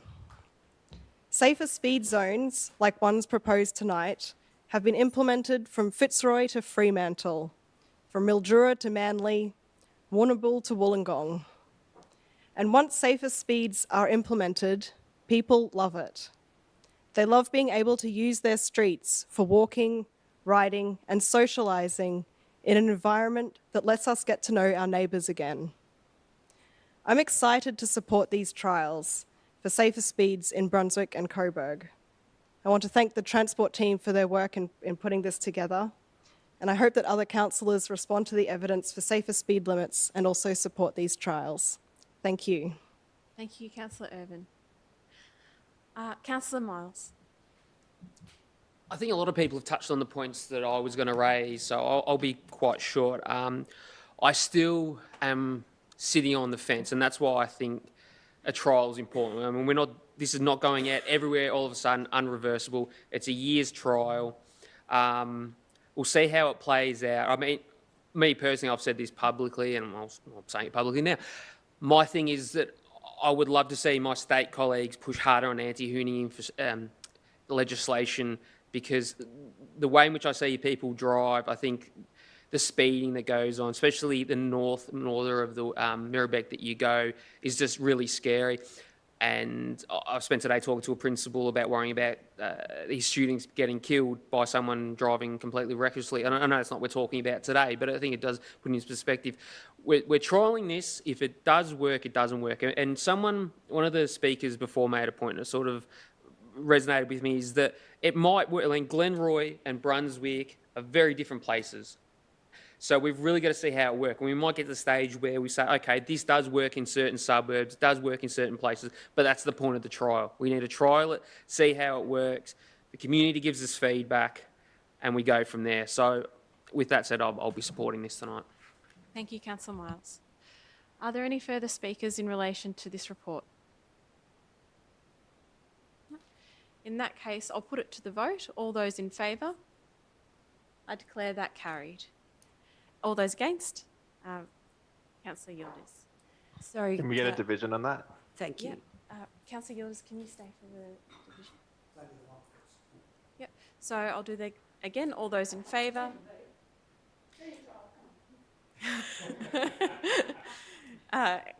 Councillor Theodosis, Councillor Svensson, Councillor Miles, Councillor Davidson, Councillor Politis, Councillor Iwasaki, Councillor Pulford, Councillor Irvin, Councillor Bolton and Councillor Aboud. All those against? Councillor Yildiz. Very good. We'll now move on to 7.2, General Amendment Local Laws 2025, and we have Councillor Miles on his feet to move and Councillor Iwasaki to second. Go ahead, Councillor Miles.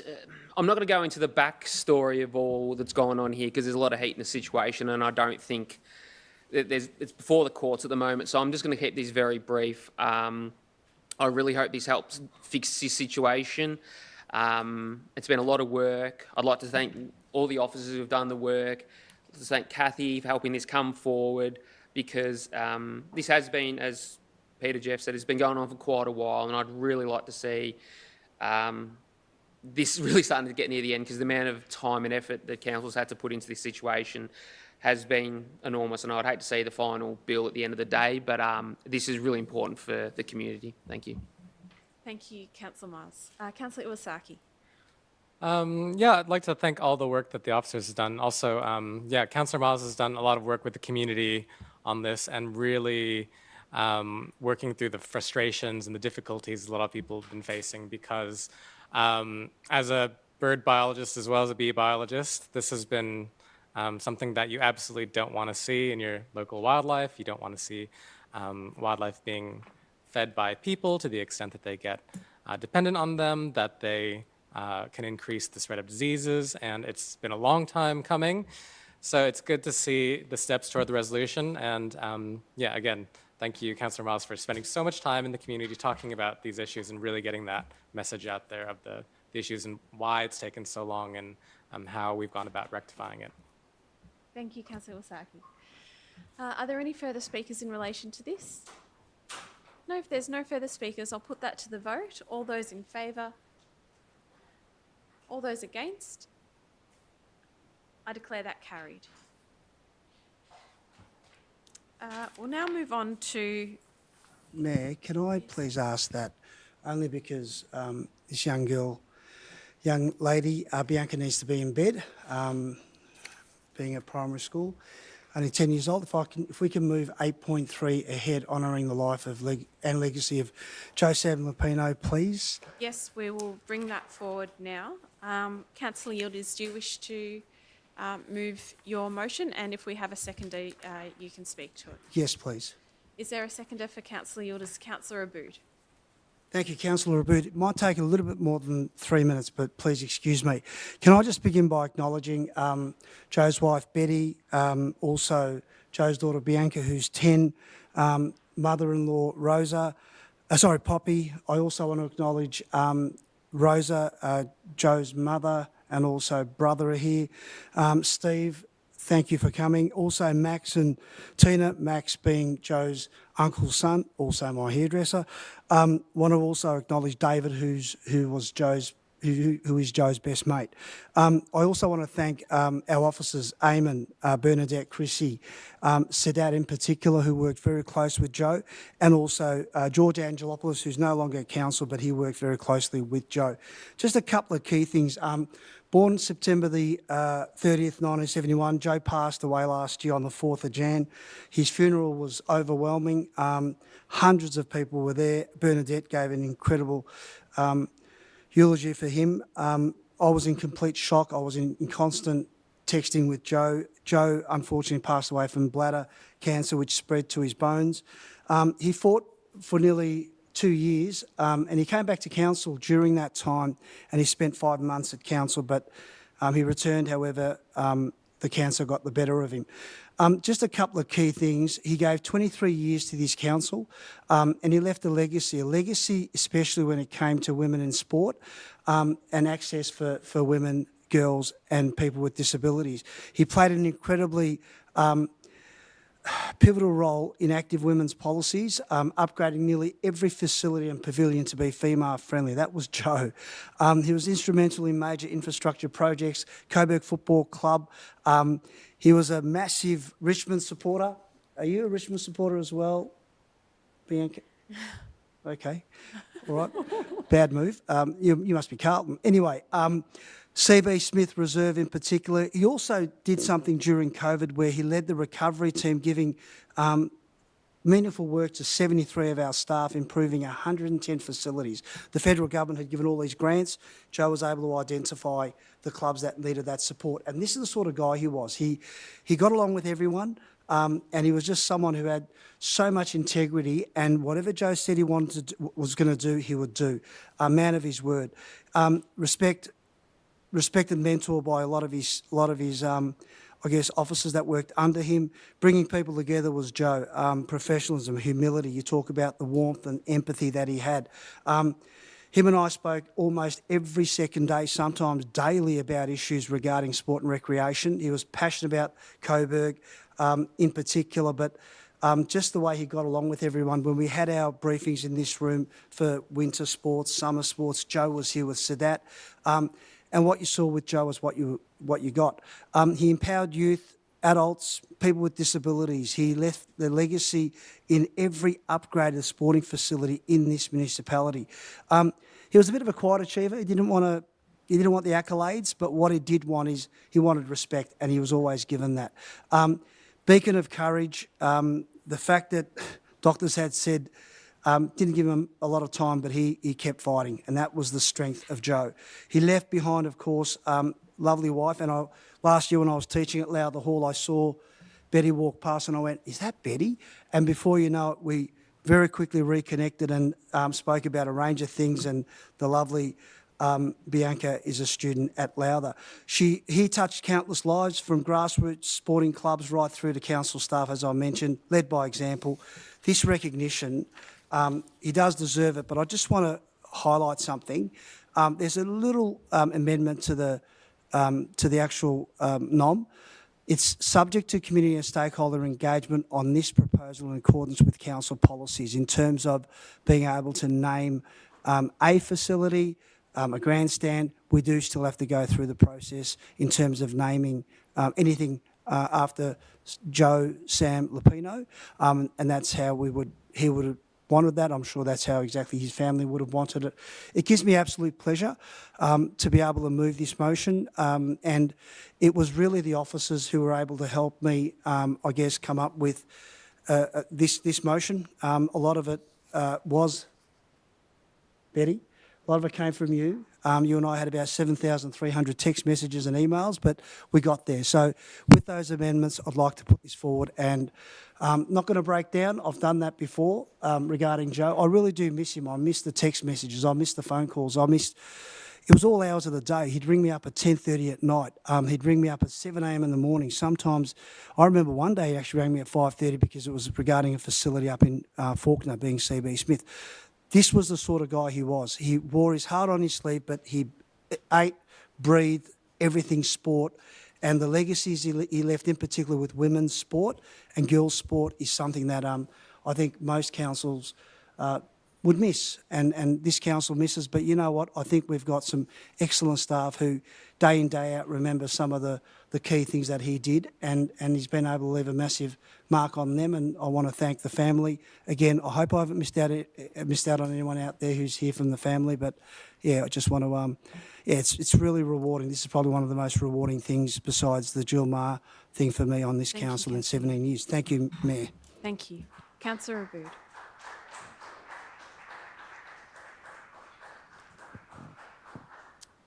It's quite a privilege, and I'm doing this as the ward councillor to second Councillor Yildiz's motion, which I do commend. And I think that there'd be quite a few people in the community that could go on for longer about your husband, son, father.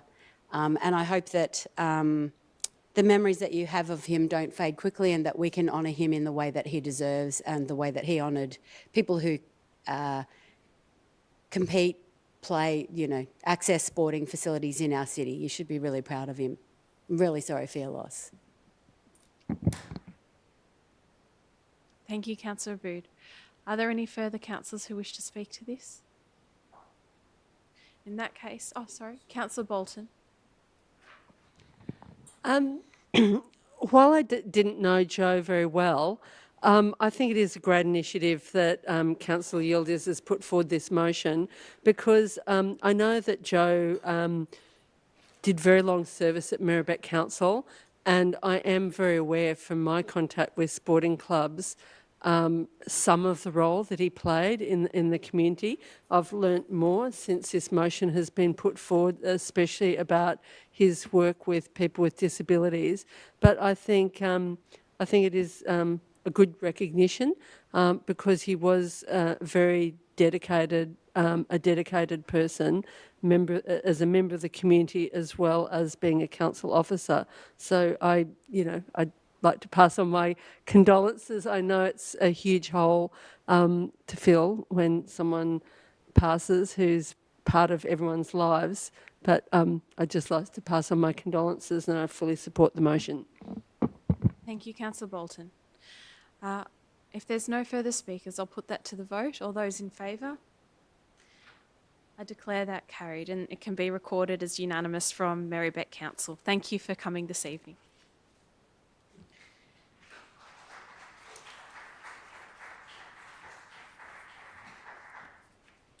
We'll now return to the agenda, and up next we have the accommodation needs of food relief organisations at 7.3. Is there a Councillor Bolton wishes to move? Yes, I've got a slightly an alternative motion, which for people online who might be watching, or people in the audience here in the council offices, this is a motion about assisting community organisations that provide emergency relief who don't have a home. And some of them, there aren't many of them, but these are mostly organisations that don't receive any government funding, and they're not attached to churches or neighbourhood houses, so they don't have any access to accommodation. I think some of the So groups... the 2 points you've added are 5 and 6? Yeah, that's right. So I was just explaining what was in the motion. So this is about trying to assist these organisations with facilities. So my extra 2 points in the motion is to invest in a process of identifying partners, venues and funders to establish a location or group of locations that will support organisations with complementary functions addressing food security, including emergency relief organisations, to co-locate over the next 5 to 8 years. This would be the community food hub that's referred to in the Merri-bek's food system strategy. And secondly, to advocate as a priority advocacy item to federal and state governments to extend funding to food relief organisations or organisations addressing food security. So if I get a second, I'll speak to it. Thank you, Councillor Bolton. Councillor Svensson. So the reason I've put this this motion forward, some of the organisations that need a home were founded during COVID when there was immense need, and these organisations developed, they became ongoing, and they provide vital relief to a wide range of people in the community, from food to toys to sanitary supplies, but also looking for housing for people, people who are in distress. So now the different organisations, all similar but also a bit different as well, and But sometimes government-funded organisations send people to these unfunded organisations for assistance. So it is a really big issue. And one of the problems is that there's not a single level of government, not federal, not state, not council, that actually assists with accommodation. So part of this motion is that council will look for opportunities to use council facilities where they exist to support food security initiatives, but also to enact something which is in council's food system strategy to develop a community food hub. And it seems that that's been something which has been a bit forgotten about. So this is to start to get some flesh and bones on that proposal, because at the moment it's a proposal which is unfunded. I don't know how much work's happened on it, but I think now the view is to try and work with even some other councils in our local area, like Hume Council, to actually have a sort of regional food hub. So this motion is looking for partners to develop such an a location, a food hub. And by organisations being co-located, there's a real cross-fertilisation that would happen in terms of joint collaboration on particular projects and so forth, without having to have special meetings that take time away from busy people. And also the current situation where some organisations do have access to council facilities, they waste hours and hours of volunteer work having to set up and dismantle at the end of the day to make the venue suitable for senior sits and other community events that might happen in that locality. So I think this would be a real step forward if Merri-bek does this. I know staff have been trying to support some of these organisations over a period of time, but this is to try and put something more firm to really assist these organisations, because the cost of living crisis isn't going anywhere at the moment, unfortunately. Thank you. Councillor Svensson. I wholeheartedly agree with the points that Councillor Bolton has made, and I'll keep it brief, but I do think that in the midst of a cost of living crisis, as Councillor Bolton mentioned, we should be doing everything we possibly can to provide material aid to people who are in need. And we know that there's food relief organisations all around the community, our community and other communities are struggling without enough support. And we don't have the same resources that the state or federal government have at their disposal, but we can provide support, and I think that we must. And I'm really looking forward to seeing how we can be creative in the support we provide to these organisations. Thank you, Councillor Svensson. Councillor Aboud. Thank you. Through you, Mayor, I wonder if the mover and seconder would be agreeable to a very small amendment that includes the words in point 5 after group of locations, including outside the city, comma, which just, if I can explain that, it just talks to your comments about potentially there's a partnership in Hume or Darebin or somewhere in one of the neighbouring councils that might be worth exploring, so that we don't limit those opportunities to just in Merri-bek. I'm happy enough to include it, but I'm also very aware of,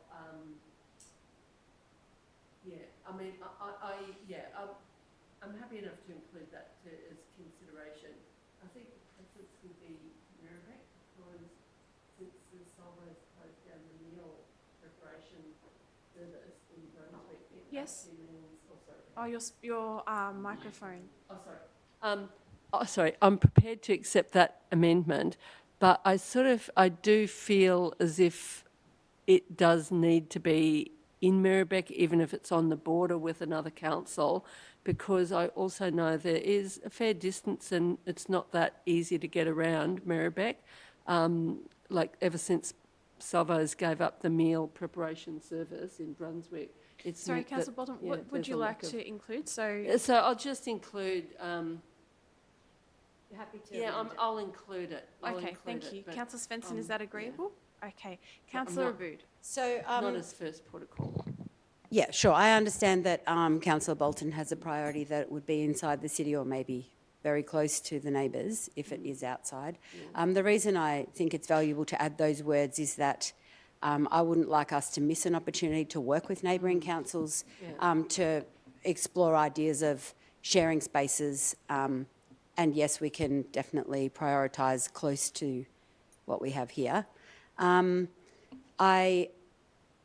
I think that part of what the feasibility assessment did is work towards discovering where these organisations can sit, but I do recognise also that there is more work to be done. The same way that I appreciate that from some perspectives, the community food hub that is referred to has begun to be established. There are, you know, things that are happening that consider themselves part of that hub.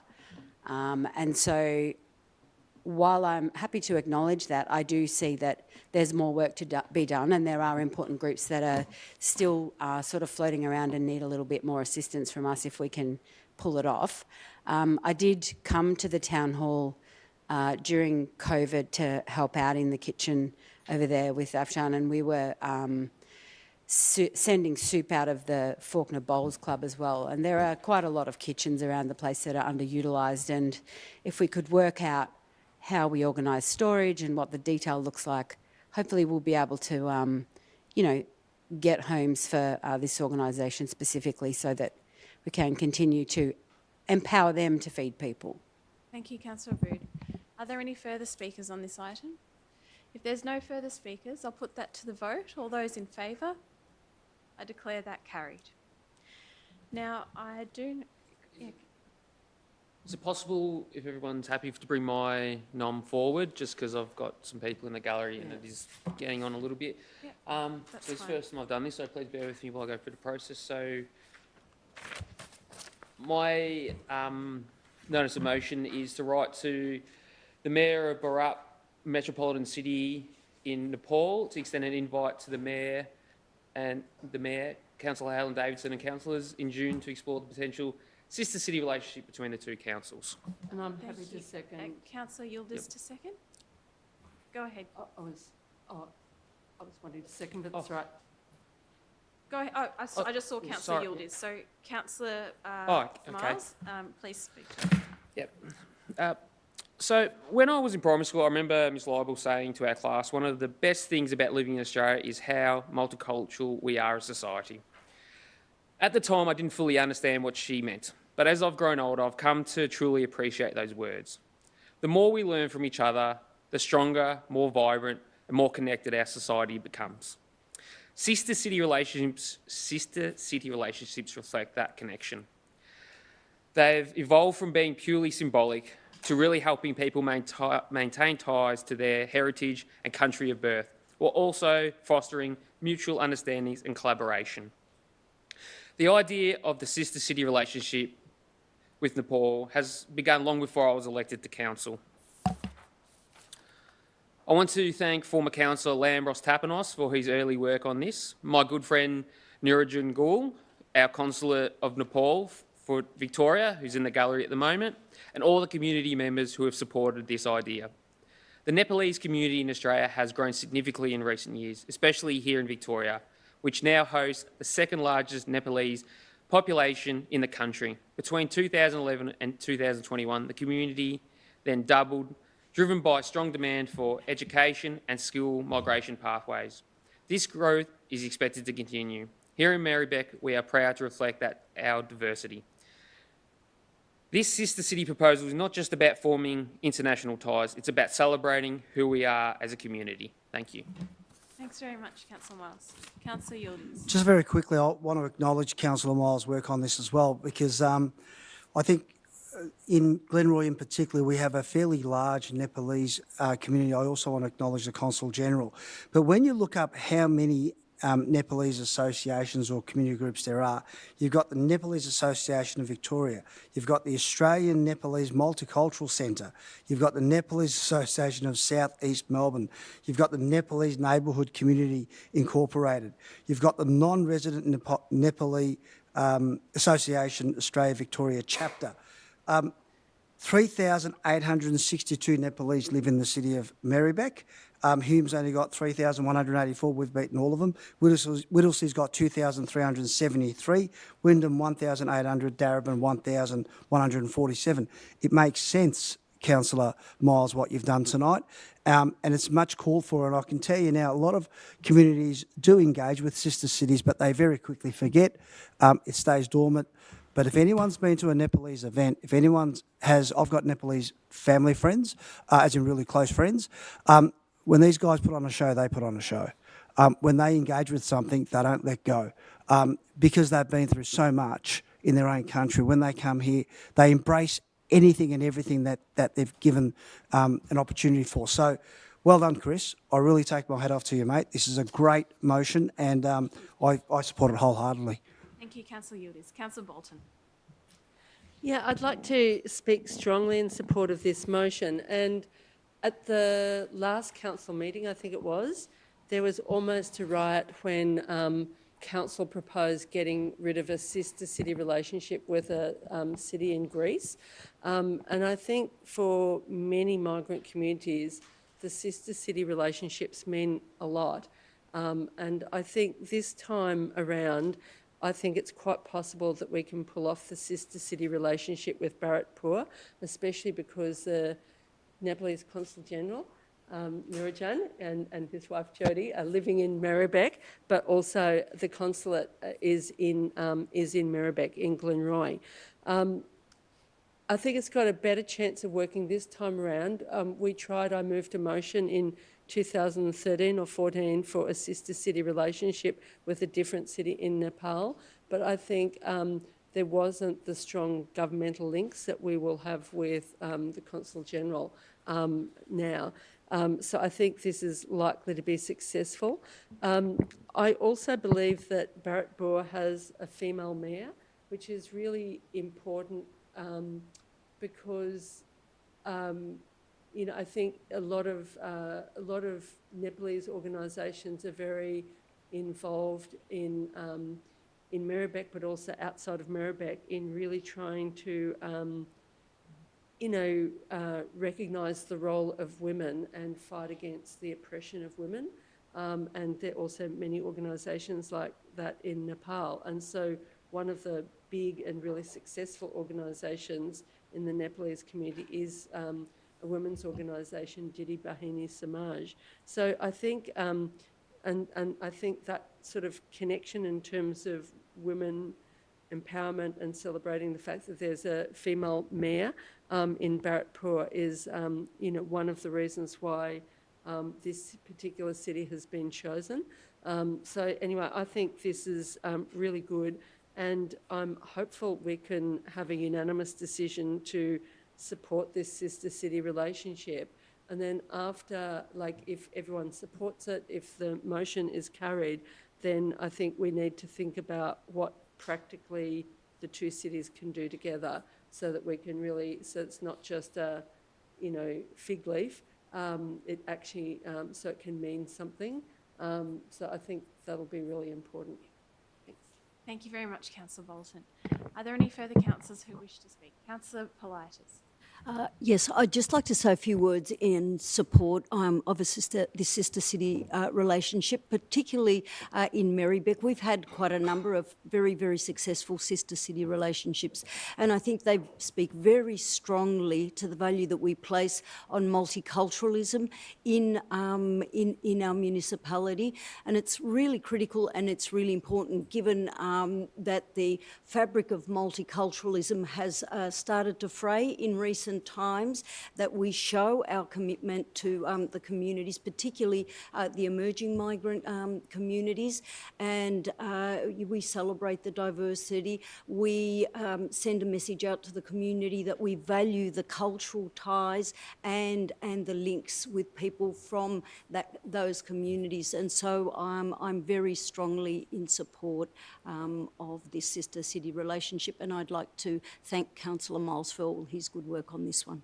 Thank you, Councillor Politis. Now I'll put that to the vote. All those in favour? I declare that, and it can be recorded as unanimous as well. Yes.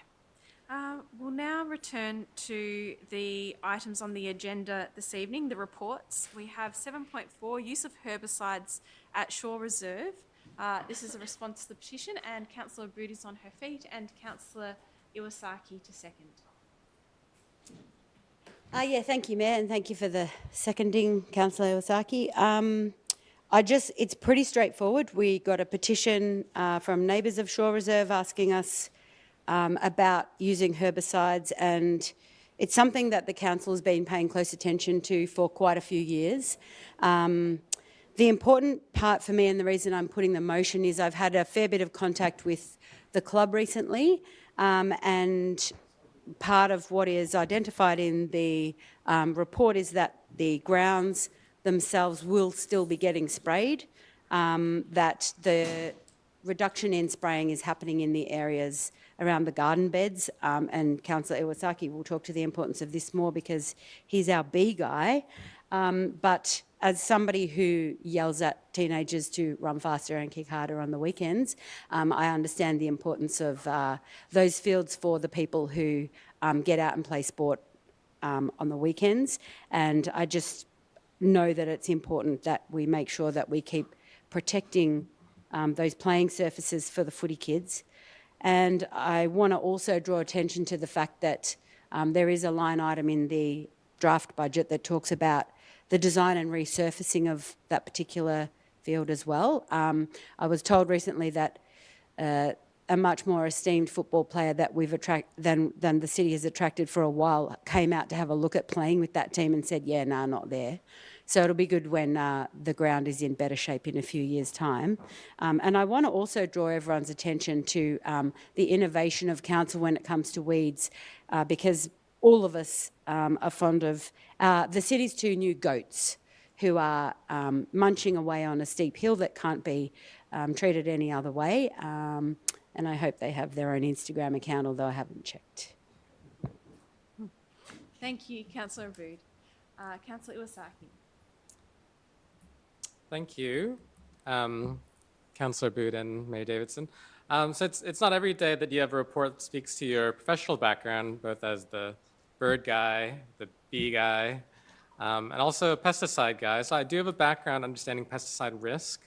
One of my published literature reviews looks at the effects of over 100 pesticides and pesticide interactions, where they can be harmful and when they can be relatively harmless. So there are some cases where pesticides can be harmful, either to people and animals. However, I don't believe the situation at Shore Reserve is one of them. And in discussions with officers, officers have demonstrated that they're very well informed of how following appropriate pesticide use and for the chemicals that are used can be an effective strategy that follows best practice and minimizes any potential for harm, and an overall view to reducing herbicide use overall. We do have some need of management when it comes to sports fields, and herbicides are in fact the most cost-effective way to keep those grounds maintained for those and keeping them to a certain standard. So the acceptance of pesticides and how to change their usage is an interesting problem because it also speaks to the different priorities and values that we have in our community. I personally have no issue with weeds until they start encroaching in native vegetation. And I don't see the need to spray herbicides or control them in most places. To me, it is a waste of time and money. And in fact, even introduced weedy plants can be very important food sources for wildlife, including bees, that people don't realize, while grass is a wildlife desert, except for the Argentine grass beetle. But the perception of care that tidy areas means for others are just differences that we have to consider. So going back to the report, I'm grateful for the officer's proposal to investigate herbicide alternatives at Shore Reserve. The invitation to the community to help with manual weeding will hopefully address a lot of the concerns that residents have who may disapprove of weeds growing in grassy areas and give a sense of shared ownership. And maybe more understory native plantings will come in the future. And as an aside, I will keep working to support biodiversity corridors in the city that don't require any herbicide management at all, and keep bringing awareness to the value of seemingly unkempt or unsightly places, and hope that the community will embrace a slightly wilder Merri-bek. Thank you, Councillor Iwasaki. Councillor Bolton. I just would like to let people know I'll be voting against this report. While it's true I don't have any professional background in or professional qualifications around the use of herbicides, from the research I've done, it's a lot more mixed about the safety of glyphosate. I don't consider glyphosate safe. I know some authorities have made decisions that it is safe, but I think the evidence is much more mixed. And I know, yes, I know there are land care groups and some of the groups that are active, you know, on the Merri Creek to get rid of invasive weeds to use glyphosate, but it's in a different way. It's not spraying, it's more dabbing on plants to kill invasive species. But I don't believe that sports grounds and places or parks are places to use glyphosate. So I'll be voting against the report. Thank you, Councillor Bolton. Are there any further speakers in relation to this? If there's no further speakers, I'll put that to the vote. All those in favour? All those against? Yes, we will take a division. So all those in favour, please raise your hand again. We have Councillor Yildiz, Councillor Theodosis, Councillor Svensson, Councillor Miles, Councillor Davidson, Councillor Politis, Councillor Iwasaki, Councillor Irvin and Councillor Abood and Councillor Pulford. And all those against is Councillor Bolton.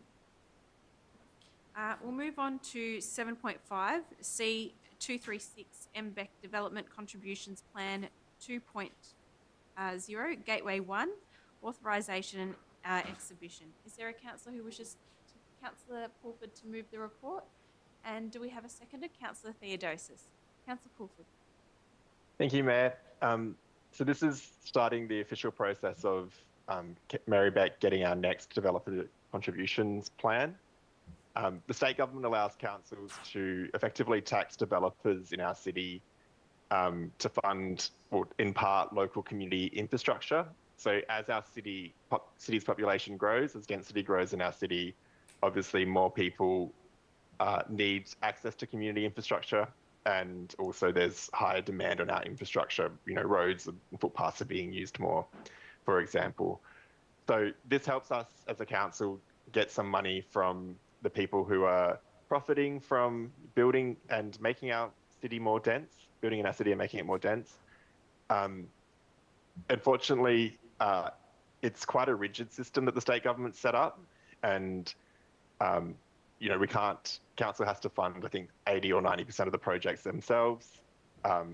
It's a long process that needs to be locked in advance, and our previous developer contribution plan, we had some difficulties with the rigidity of the state government system, which meant that we had to ask for a 3-year extension to deliver the projects under that plan. And it means that for 3 years, we haven't actually been taxing developers in this way. The state government's currently reviewing how it allows councils to set these plans. So I think there's a lot that can be learned through our experience as a council, and it's really good to see that council officers have learned through our first development contributions plan, and this second proposal seeks to address some of the challenges we faced. But more broadly, the state government's currently reviewing how it allows councils to set these charges or contributions plans. And yeah, I know council officers have been working with the state government to share our experience, but really encourage the state government to relax the restrictions. Some of the issues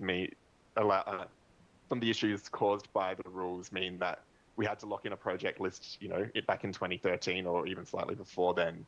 And as development grows in the city at different rates, maybe different priorities are needed in the which projects we need to do first, and having some flexibility in the system would really help that.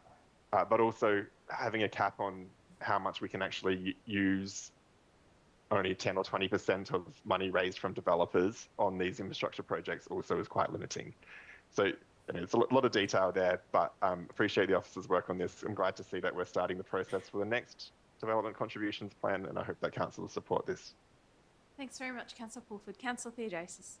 Thank you, Mayor. I'm happy to support this Development Contributions Plan 2.0 that will hopefully go towards so many crucial projects that I know mean a lot to our community. This plan will go towards our, if successful, and it will go towards our capital works program, which includes infrastructure projects like roads, drainage, footpaths, streetscapes, also community infrastructure projects like our aquatic centres, early years learning centres, and also libraries. I know we're all really proud of where we live, and I think this report to the Minister will work towards supporting the places our community loves all across our city. And as Councillor Pulford said, as our community grows and densifies, having these spaces is really, really important. So thank you to the officers for pulling this together, and I look forward to seeing how it all goes. Thanks very much, Councillor Theodosis. Are there any further speakers? If there's no further speakers, I'll put that to the vote. All those in favour? I declare that carried unanimously as well. We'll now move on to 7.6, the 4-year Council Action Plan 2024-2025 third quarter performance report. Is there a Councillor Pulford has his hand up, and do we have a seconder? Councillor Chris Miles. Councillor Pulford, go ahead. Yeah, this is a regular report to Council updating the Council and community on how officers are going delivering our 4-year Council plan. It'll be pretty much one of the final reports we get from our previous Council plan. We've been developing our new one for the next 4 years, given we had our elections in October last year. That's been informed through deep engagement with community members. We've had community members come together and feed into what our priorities should be, as well as what our vision should be for our city. So this is just noting almost the final progress on the previous council plan. 2 things to note. The construction of West Street's streetscape renewal project is being placed on hold as we're dealing with some issues raised by Melbourne Water. And the Wheatsheaf Road Glenroy streetscape improvement project is also being put on hold. And that's because we're waiting for permission or approval from the Department of Transport and Planning. That's all.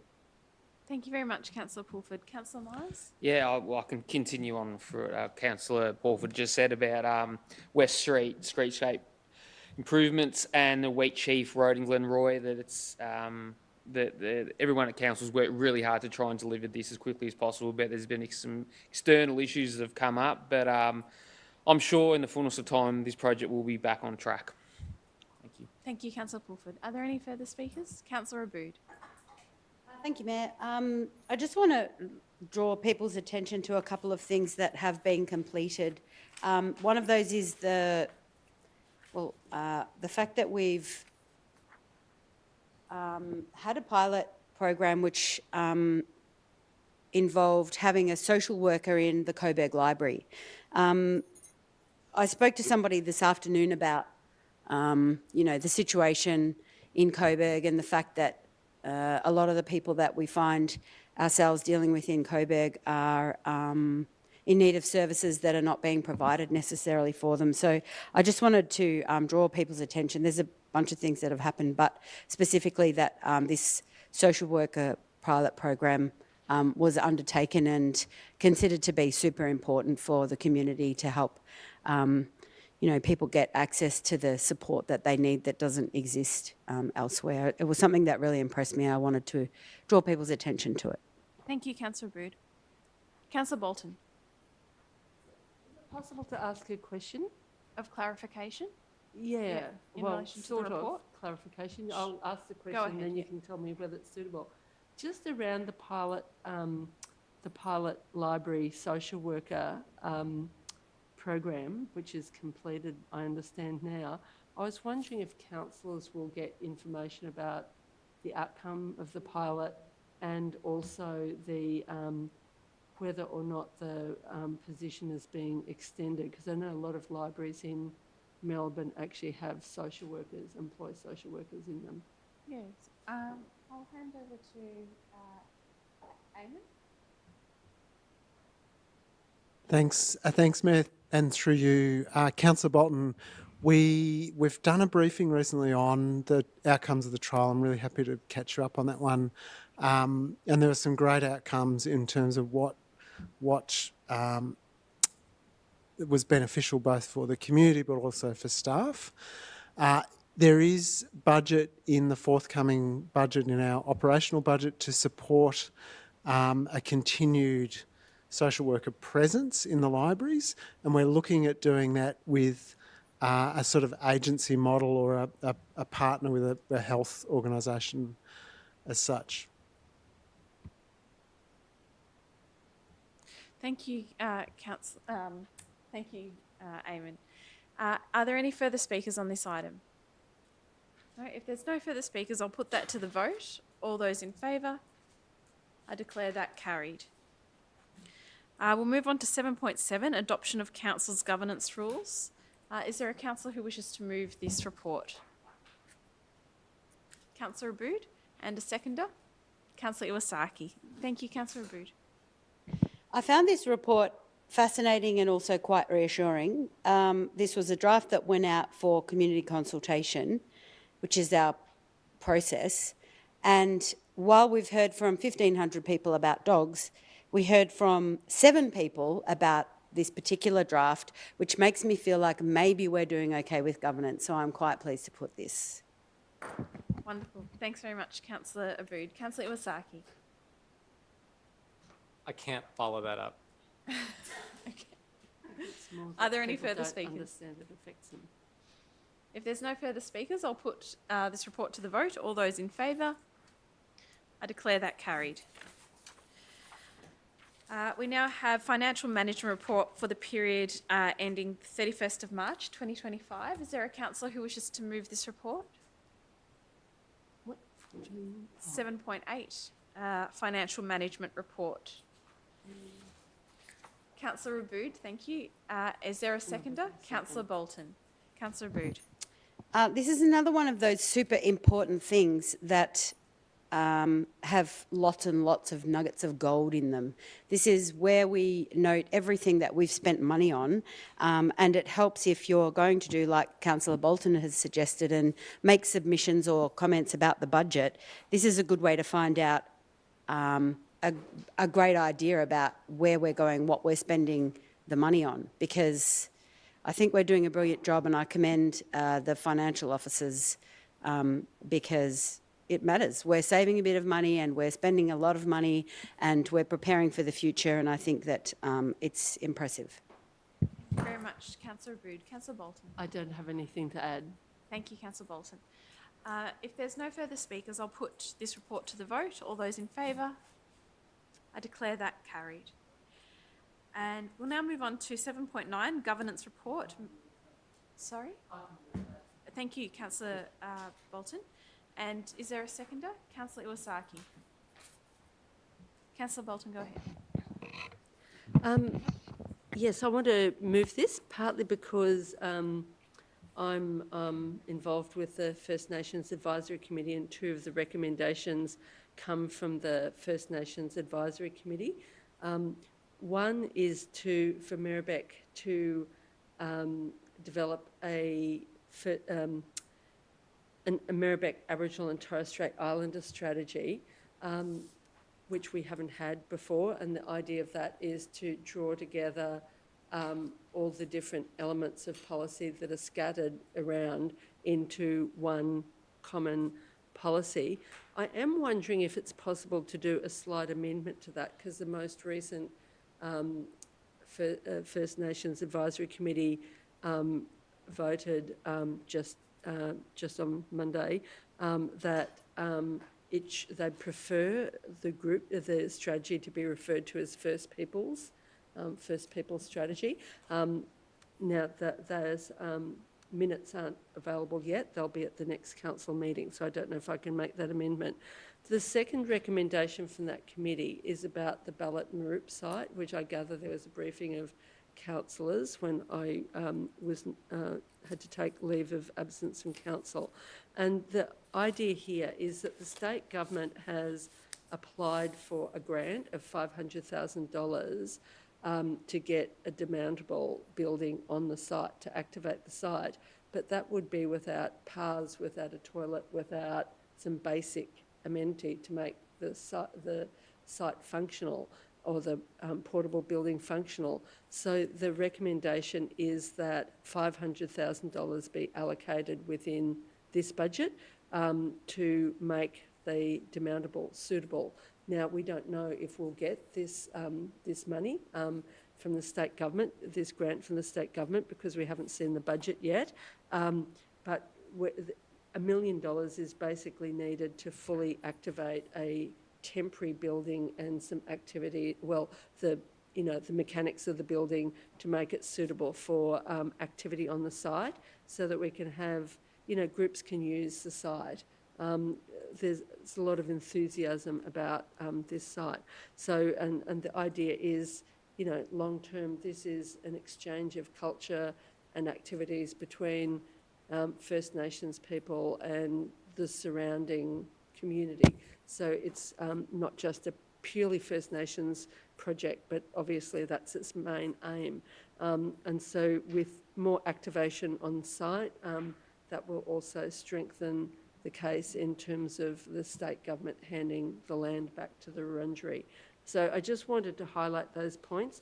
I mean, there are a couple of, some other points in the report, mainly responses to questions on notice and so forth, although I think there was one question which might have been left out, and records of meetings and that kind of thing. Thank you, but the rest of the report's very straightforward. Thank you. In relation to your point regarding the amendment for the name, I think that will be reflected in the next minutes that come through, and subsequently through our governance report on the agenda. Councillor Iwasaki, do you wish to add anything further? No, I think Councillor Bolton was very thorough. Thank you. Thank you, Councillor Iwasaki. If there's no further speakers, I'll put that to the vote. All those in favour? I declare that carried. We'll now move on to 7.10, Procurement Australia Contract, bulk fuels and fuel cards. Is there a councillor who wishes to move this report? Councillor Abood, and a seconder? Councillor Bolton. Okay, so this is another one of those reports that looks boring, but it's actually quite interesting. The council made a commitment some years ago to the zero carbon Merri-bek climate emergency action plan to continue to transition towards zero emission vehicles, and we're leading the charge. We're doing a brilliant job with that. But in the meantime, we are still buying fuel, and the detail which matters about this particular item is that there is no penalty and no minimum amount of fuel that we're obliged to buy. So we can technically buy no fuel if we manage to transition all the way to a completely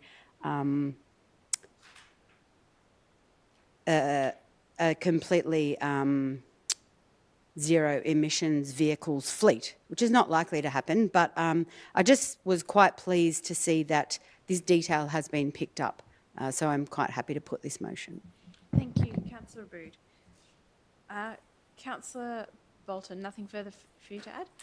If there's no further speakers, I'll put that to the vote. All those in favour? I declare that carried. At 7.11, we have contract extension, software maintenance and support for Pathway and e-Pathway. Is there a councillor who wishes to move this? Councillor Abood, thank you. And a seconder? Councillor Bolton, thank you. I'm happy to keep going. I quite like the way these are panning out. So this one is to do with the fact that we made a commitment back in March to invest a considerable amount of money in better quality software, so that when you put a request in, there aren't 10 different people scrambling to understand whether it's been fulfilled or not. This is basically just extending what already exists, because it would cost more money if the 1 year we have left expires, because we would have to go out to tender, which would cost a ton of money just to get somebody to do this stuff for us for 1 year until we award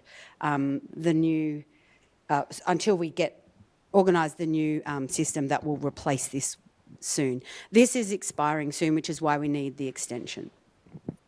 Thank you, Councillor Abood. Councillor Bolton? Don't need to add anything. If there's no further speakers, I'll put that to the vote. All those in favour? I declare that carried. We now have contract extension, software application and maintenance support for content manager. Is there a Councillor Abood and Councillor Iwasaki to second? So this is basically exactly the same, except the records that are being electronically kept in this context are slightly different. Right. Thank you very much, Councillor Abood. Councillor Iwasaki? No, nothing. Thank you. Well, if there's nothing further to add from councillors, I'll put that to the vote. All those in favour? I declare that carried. We have another contract award, permanent shared zone installation, Albert Street and Victoria Street, Brunswick East. Is there a councillor? Councillor Pulford. Thank you. And Councillor Abood to second. Councillor Pulford? Thank you, Mayor. So yes, this is awarding the contract to make the trial shared zone around Fleming Park in my ward of Wok Ward in Brunswick East permanent. The trials were put out during the time of COVID, so they've been there for a number of years now, and local residents are used to them. They were rolled out really quickly as a COVID response, and so it was kind of a bit like a guerrilla council action where it was, paint on the road and some seats here and some trees in barrels there. And it's the whole idea of shared zones is to treat the part of the street differently so that reduce the speed limit to 20k an hour and make it clear that there's, no kind of, pedestrians and bike riders have a hierarchy there, and cars are sharing that zone with pedestrians and bike riders, and it's meant to make it safer for everyone. And having shared zones on either side of Fleming Park, which is actually part of the East Brunswick Shimmy, is helpful for everybody's safety. So yeah, the community's been used to them there, but they are looking old and they need some love, and this contract will give that area, those shared zones, some love. It actually looks really stunning, the images. Council's done this really cool kind of 3D image on our website. You should check it out if you haven't seen it yet. But the road will be red, kind of like the bus lanes. So it'll be very clear that this is a different kind of use of the road. And then on that red, there'll be, I think a local artist is doing some artwork all over it. And then I think near the development just south of Fleming Park, there's going to be a beautiful jacaranda tree planted. So there's going to be red, there's going to be purple. It's going to look like some kind of weird Martian wonderland maybe. But very excited that this is progressing. And one of the reasons for the delay from why it was a trial for so long is because we had drainage issues on these streets that local residents have raised with me, and council team had to really work out the design of these areas, not so that the drainage was not made worse as we made these zones permanent. Great. Thank you very much, Councillor Pulford. Councillor Abood. I just rise and second the motion because I'd like to congratulate Etheridge Minturn on being awarded the contract, and also thank the other 6 tenderers who did tender to the project. The thing about Etheridge Minturn in the notes here is that they have a good track record with their work in other councils, which is quite important when we're spending the city's money, and also that to acknowledge that almost, or a little bit over half of the money was actually provided in grant funding from the state government, but it needs to be used by October 25, and the successful tenderers, Etheridge Minturn, have committed to being able to undertake the works starting on 26th of May, so that would imply that we will be able to spend that grant money before it needs to be spent, which is quite important. Thank you, Councillor Abood. Are there any further speakers on this? Councillor Irvin. Yeah, just briefly, I feel like Councillor Pulford gave a good history to this, but I do want to say I'm really excited to see this being constructed. This is, I live nearby, and I ride or walk through these streets really often. It's been great to see how the community has adapted to this shared zone. It's a relatively new, not very widespread sort of treatment, but I think it's a really great location either side of Fleming Park, and just really activates that street and returns it to the community for everyone to use. And I really wanted to commend the transport team on an amazing job doing the design, working out the drainage issues. They are very complex, but I really look forward to seeing this be unveiled in just a few short months. Thank you very much, Councillor Irvine. If there's no further speakers, I'll put that to the vote. All those in favour? I declare that carried. We'll now move on to notices of motion, and the next notice of motion that we have tonight is 8.2, pedestrian safety at Bronwick Street and Dukes Road intersection, and that is Councillor Aboud's notice of motion, and Councillor Bolton to second. Thank you. I think I'm glad that Councillor Bolton is seconding this motion, because I suspect that if she wasn't on leave, she would have put this motion. And I did that with you in mind, Councillor Bolton. There was an accident at the chemist, which is on the corner of Dukes Road and Bonwick Street. And what happened is somebody was having a cardiac episode and they lost control of their car and basically drove into the pharmacy, which was fortuitous only because the pharmacist raced out and probably saved that man's life. But the problem is the design of the street up there means that the driver was able to drive into the pharmacy because the existing disabled car park has like a crossover, so that it's almost like a ramp. That meant that the car went straight up into the pharmacy, and it's actually the second time in less than a year that that's happened. So I just felt like I needed to bring it through the chamber so that it could get resolved. There was a lot of talk on social media about it, and the idea of a bollard and this, that and the other, and I'm quite happy with the proposed solution, which talks to relocating an accessible car park, because the requirements of accessible car parks have conveniently changed.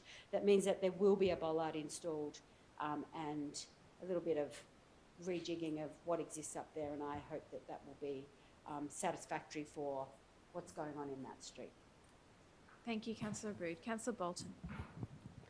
And in fact, that little street, Bonwick Street, has actually really suffered over the last couple of years.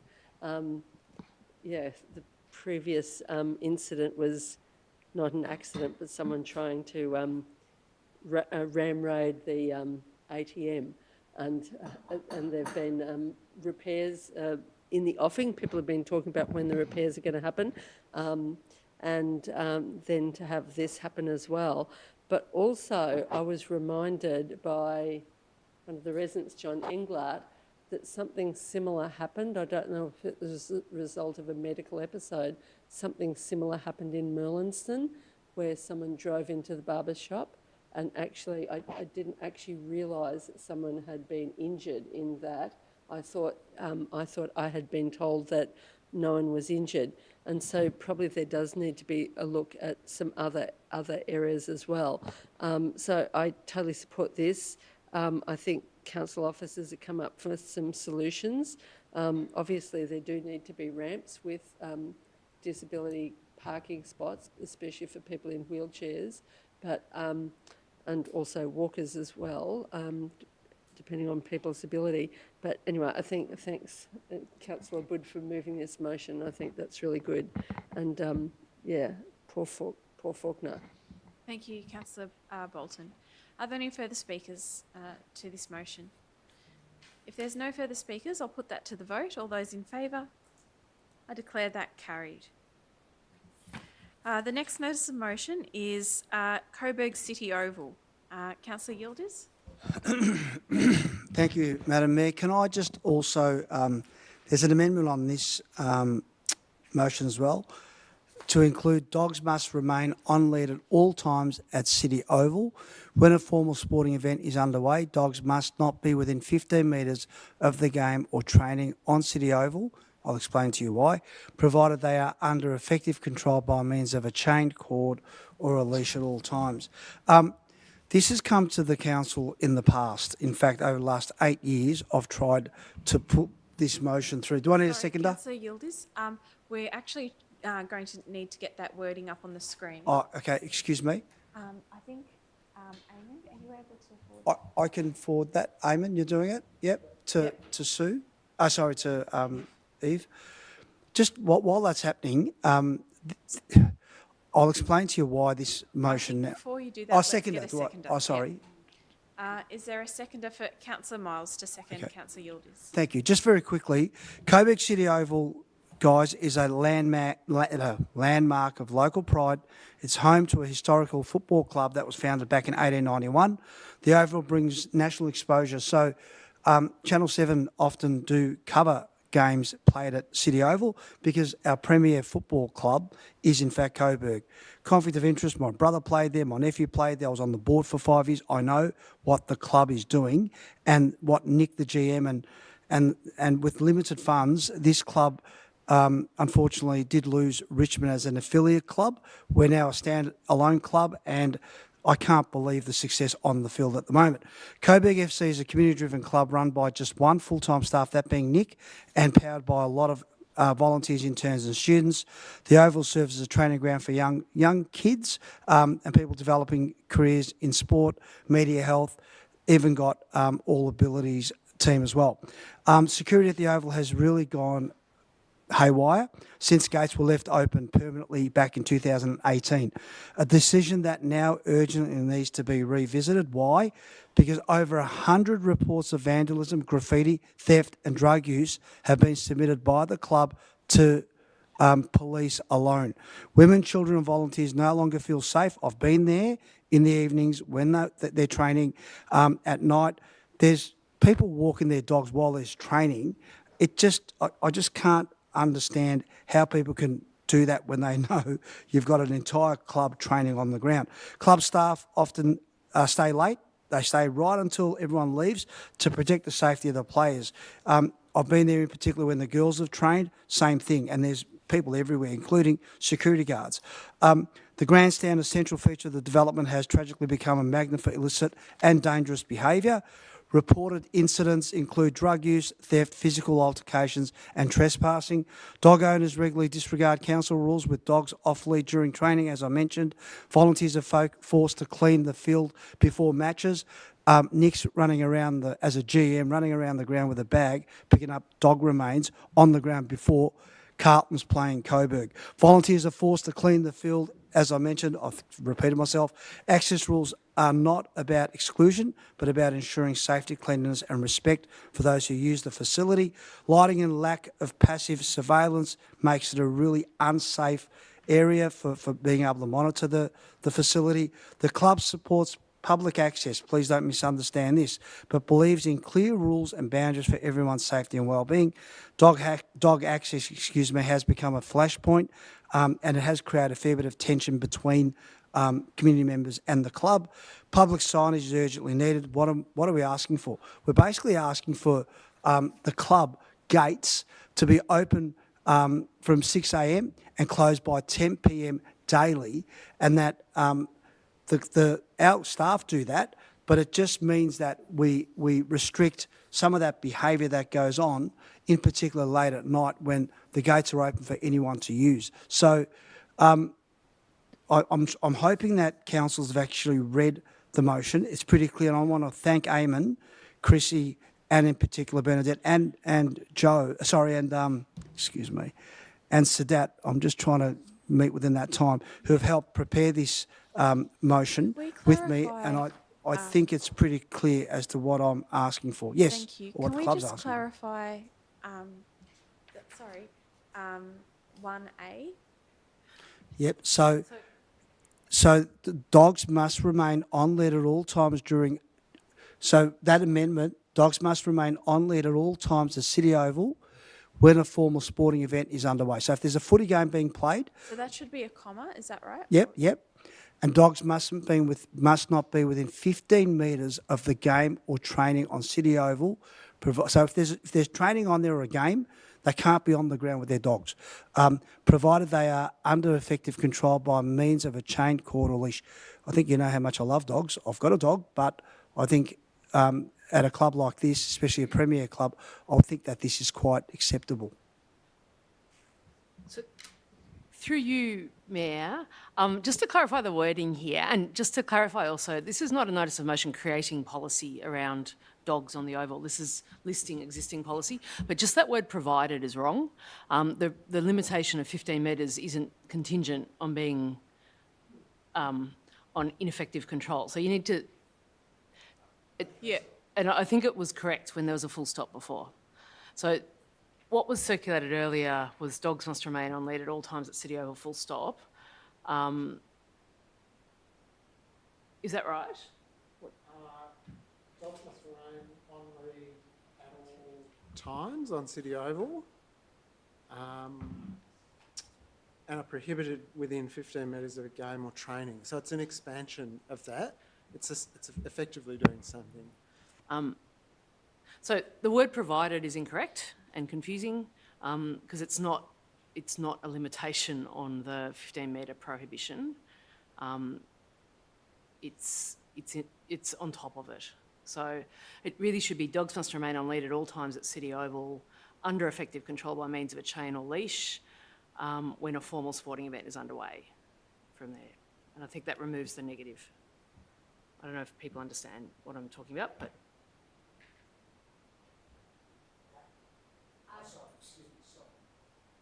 That's okay. Just a question. So in 1A, what is the change? Or is there no change? Are dogs currently to remain on lead all times at City Oval?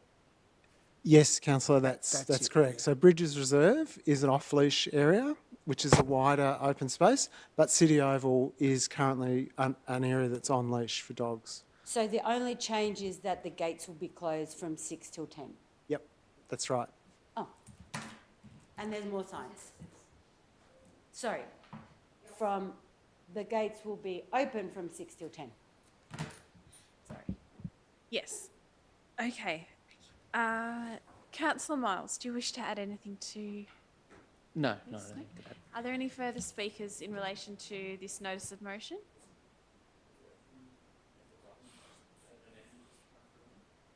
Oh, I didn't see that, sorry.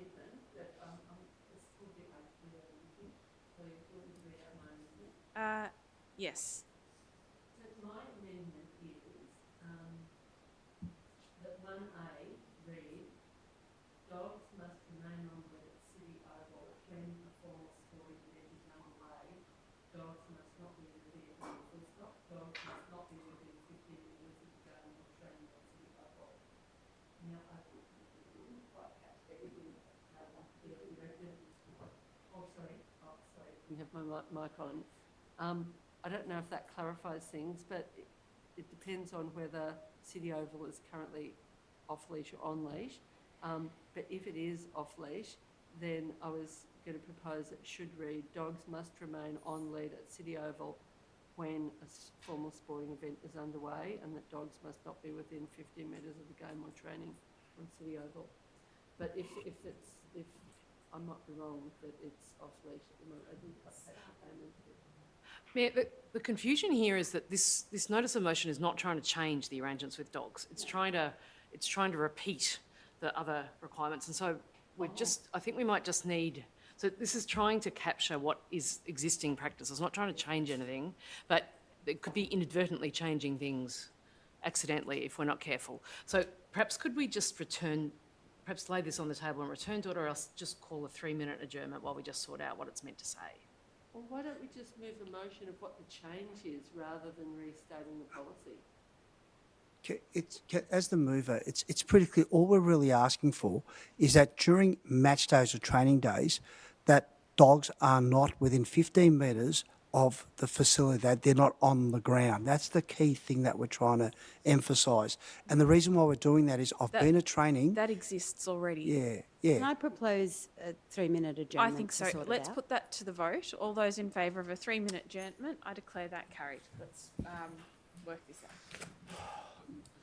I'm just going to quickly go to the... King, but also up for a laugh, and part of what makes me get out of bed each day. It's really quiet first thing, but there's always a lot to clean. Sometimes it's a bit of a mess and there's rubbish scattered around.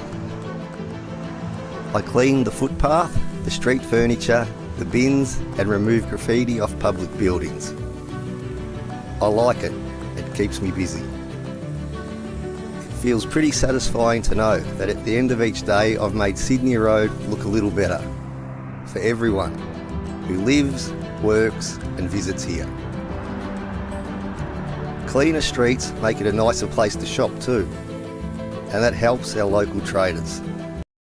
Thank you, councillors. We'll now resume the meeting, and the motion has been amended by Councillor Yildiz, and Councillor Yildiz can just clarify for the viewers streaming at home what the motion reads as. So dogs must remain on lead at all times during open hours and are prohibited within 15 metres of a game or training. That's the key thing, and no public access is permitted on match days or during club use as outlined in the council's agreement with Coburg Football Club. And Coburg Football Club reserves the right to deny access to match days in line with operational safety needs. But the key thing in this motion is the fact that ensures the 2 public access gates at City Oval are open from 6 a.m. and closed by 10 p.m. daily. That'll be done by our officers. Thank you, Councillor Yildiz. Councillor Miles, do you wish to add anything further No. to this? No. Okay. Are there any further comments by councillors? Councillor Aboud. Thank you, Mayor. I thought I couldn't support this motion, but now I see that I probably can, because the only change really is that the gates will be closed. The reason I thought I couldn't support it is because I was concerned that we are running out of dog space. McDonald Reserve is turning into a plastic hockey pitch, so dogs can't run there anymore, and that pressure is having direct implications on the creek. And we have a lot of dogs, and we have more dogs coming. I have a dog.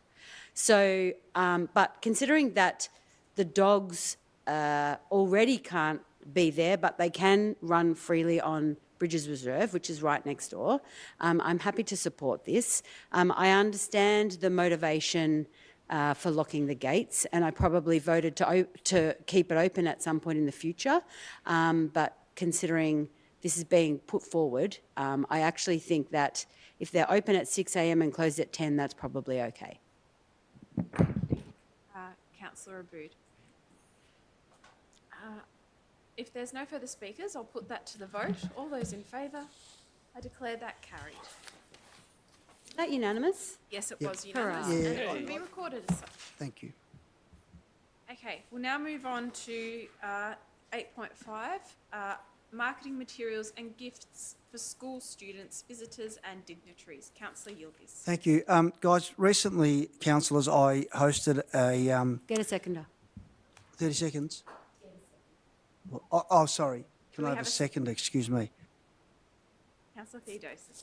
I think, Councillor Theodosius, you also had some school students come along. I saw something somewhere. And I had some students, grade 3, 4 students come from St Francis de Sales Primary School.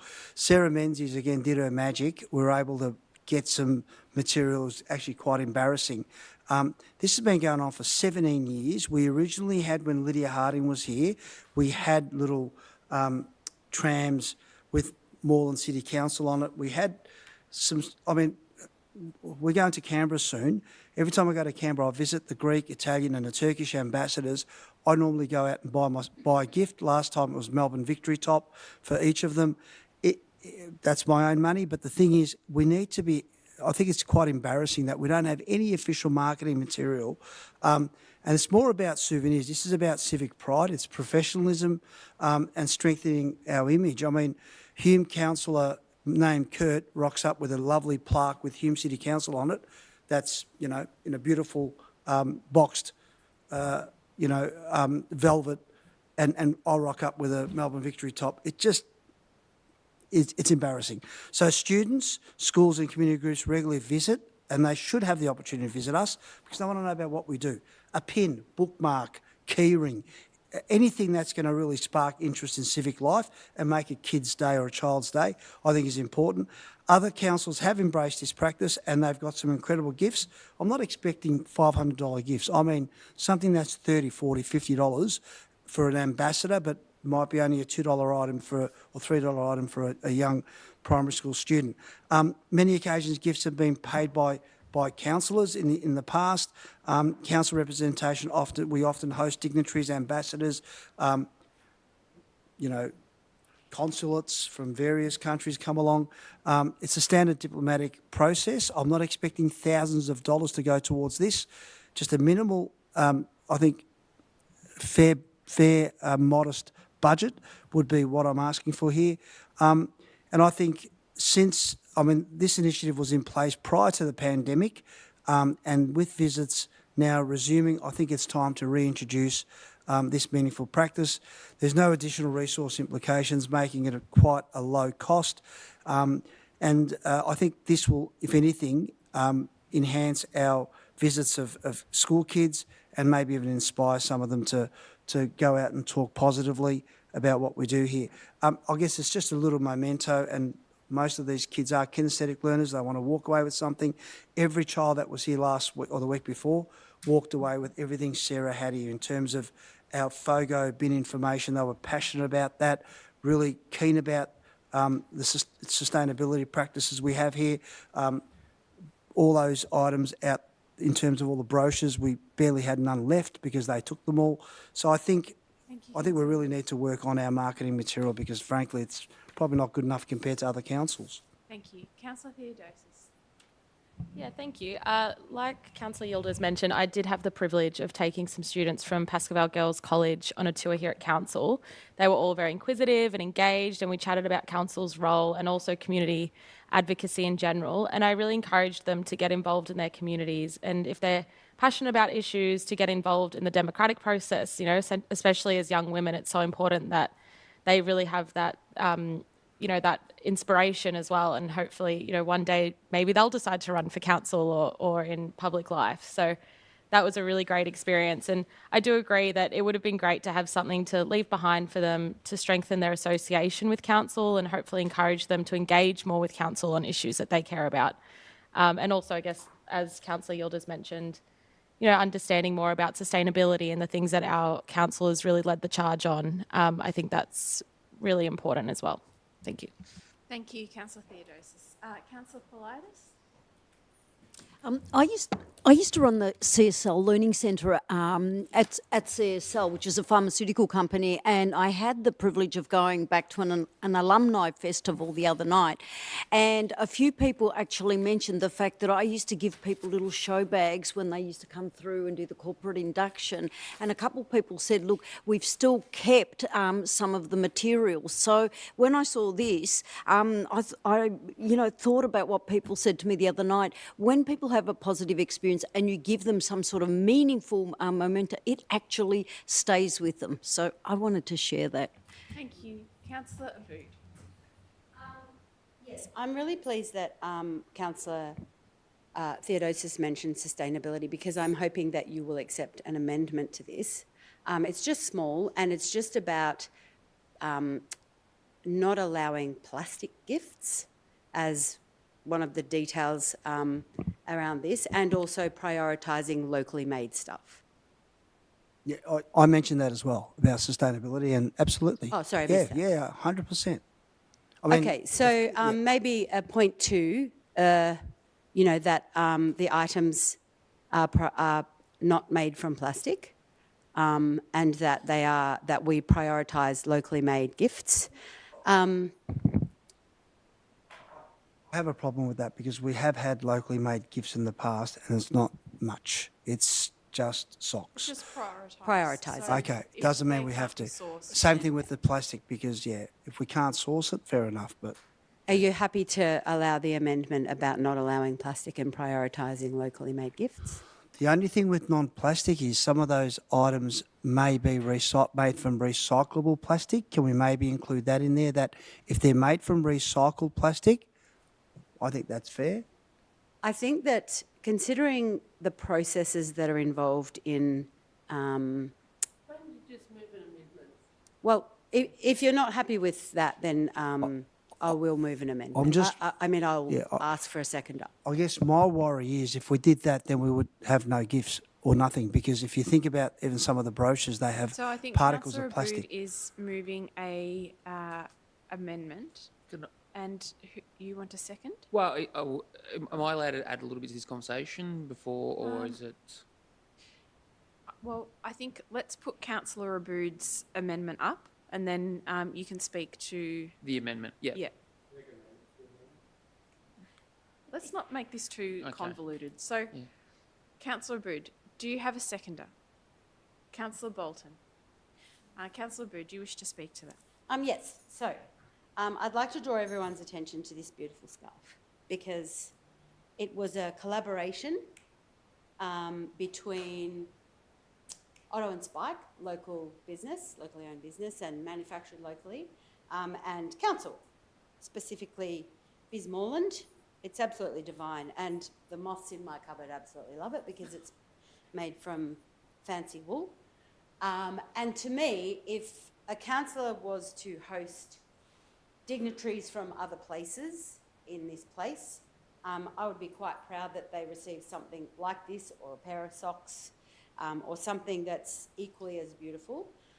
But I also understand that in the meantime, something like, yes, a bookmark, or, you know, a small memento of what's happening at council is really important for us to offer to, you know, maybe a locally printed tea towel. We used to have T-shirts and that sort of thing here. Is something that I think is a great idea for us to present to visitors to our council. I think we're all very proud of the city, or we wouldn't have run for council. And I know that some of us have had conversations about a gift shop where there's a whole bunch of Merri-bek branded stuff that we're really proud to sell, you know, which is a different conversation altogether. But also, I think that any young school kid who goes away with all of the brochures is actually getting, you know, that's the brass tacks of what we're about here. So even though a little toy or something is great, I think that we shouldn't, that shouldn't preclude us from also giving them the information about what we do here. But our ethics and the fact that we've long made a commitment to sustainability and zero carbon, Merri-bek and all of that stuff, and, you know, transitioning our fleet to sustainable vehicles means we absolutely must make sure that we're not handing little bits of plastic to kids who come here or to people who visit us from other places. And I think that showcasing locally made stuff is a really great way to talk about what's great in the city. And I'm sure that the Eco Dev department would already know, you know, a handful of people that would be ready to do a collaboration with us for some of this stuff. Thank you very much, Councillor Bolton. Sorry, Councillor Abood. Councillor Iwasaki. I'll just speak in support because I got some really nice things from the city, like a matchstick that had native plant seeds that you plant with them that were branded by the city, and those are really wonderful to have. And I gave some of those away to people. Those are the kind of things, they're sustainable, they're low impact, and they represent the city that we want, not necessarily like, you know, just like a plastic pen with the logo on it that actually would be embarrassing to give away. So yeah, those ideas, I think that amendment really encapsulates the kind of gifts that we would want to represent ourselves. Thank you, Councillor Iwasaki. Councillor Miles? So, my concerns are when it comes to plastic that doesn't have a purpose is what concerns me. I think everyone around this table right now, we've all got plastic somewhere, but it's got a purpose. So my concern is that if we are giving out trinkets that are plastic that, you know, don't actually work as anything, then that's a concern. But when we do give something that might have plastic in it, but actually has a use that someone can see, I know Councillor Sarki's not a fan of pens, but I was thinking that, you know, Merri-bek pens that did have had a bit of plastic or something in it that's actually useful for someone to use, rather than just something that literally. I'm sure I could find some plastic in there somewhere. So, but what I'm saying is I just think that sometimes if we plastic waste is terrible, but also I think that if that plastic has a purpose, a long life purpose, then I sometimes don't, it's not great, but it's not the end, not the end of the world. Councillors, we will need to have an extension of time. We're at 9:30 now. Councillor Abood to move and Councillor Pulford to second. All those in favour? I declare that carried. Okay, councillors, are there any further to add to this debate? Oh, sorry. Yeah. Sorry. I'll try to keep this brief, but initially when I saw this motion, I did have some concerns, and that was primarily around sustainability, similarly to the concerns that Councillor Abood has raised. I think we've all been to some sort of event, we've all been to some sort of organisation where we've received like a branded crappy water bottle where we never use it again and we go, why on earth did I have this? That's really poor quality, and you feel like, what was the point in me being given this? I think we've all had an experience where we've got a token gift that either goes straight in the bin, unfortunately, or is never used and is just pushed into the back of a cupboard. And I don't want to see this become another one of those things that, one, doesn't get used, but also two, contributes to waste. So I think I'm happy to support this, but only if there is a provision that the gifts that we are providing are either sort of high quality gifts that will be used in the case of perhaps where that's appropriate with, say, dignitaries and beautiful scarves like Councillor Abood has highlighted, or in the case of smaller gifts where they are ones that are sustainably manufactured and won't present a risk of just ending up in landfill and contributing to the enormous plastic waste that we already have in our community. Thank you. Councillor Yildiz. I'm just going to say, look, I really have no issue with this. The cost is going to be an issue, but you can't go giving socks to a 5-year-old. So I guess they've got to be suitable gifts. And I think if we go back to the substantive motion, I think I would love for a committee of councillors, 3 or 4, to join a committee that is involved in identifying the suitable gifts, because you know, if we go and look at the cost of getting a pen, a metal pen, that's fine. You know, I mean, if we can afford it, I think why not order 500 of them, because you'll get them at $1 each. But I think it's, if you think about plastic, our bins are made out of plastic. I mean, you can't avoid plastic. Our rubbish bins are all made out of plastic. You've got miniature bins that our officers have on their tables that are made out of plastic. So I get it. I totally appreciate what you're putting forward, and yeah, I support it. I mean, So you know, do some might be shocked, you but I do support it. I'm incorporating comfortable that with into the this substantive? but if it's the key question here is if able to be. I don't think that was. Prioritising is fine. It needs to be prioritised, 100%. But I'm saying, I think Councillor Yildiz has agreed to incorporate this into the substantive, so we don't need. I don't think that was what was proposed. It's slightly different. It says the prioritisers was next to locally made, so that the gifts are sustainable and non-plastic, and then prioritisers locally made. Okay. I've really got no issue with that. You know what? As long as it's a gift, I don't care. Okay. Whatever. I think there are some very creative officers that will be able to think of small gifts for small children that aren't plastic. So, sorry. So now part 2 reads that council sustainable, non-plastic and prioritises locally. That council procures sustainable non-plastic and prioritises procurement of locally made gifts. Thank you, Councillor Abood. Okay. All right. Well, I think we can put this to the vote. I don't think this needs any further debate. No, I do want to make a point. Oh, sorry. Kat, are you agreeable to those words being incorporated Yeah, into that's the substantive? Yeah, that's fine. Can I ask that to be put to the vote? No, We've got a procedural for it to be put. I asked to speak before Oscar moves that point. I waited through the amendment so I could speak on the substantive because I've got a different point of view. Please go ahead. I've been silenced. Okay, please go ahead. Okay, I'm not entirely sure that I support this motion. I think I'll probably abstain. When I was a kid, as part of school groups going places, I didn't expect gifts.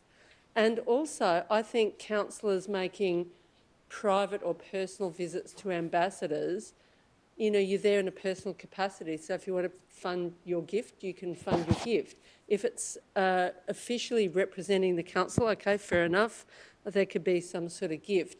But I'm not sure, like, where does the gift giving end? Does everyone get, like, who gets gifts? Does, the Merri Creek organisation, do they get, like, who, like, I think it's very open-ended.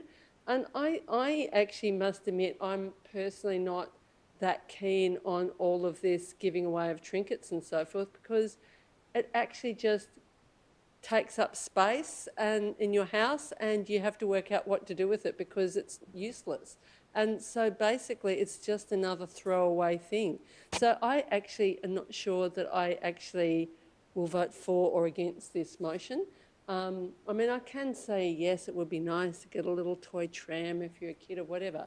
But, like, I actually think the most simple things that might be, you know, for school groups, the most simple things around the council would probably would suffice. And, you know, I mean, I don't think we host that many foreign dignitaries, do we?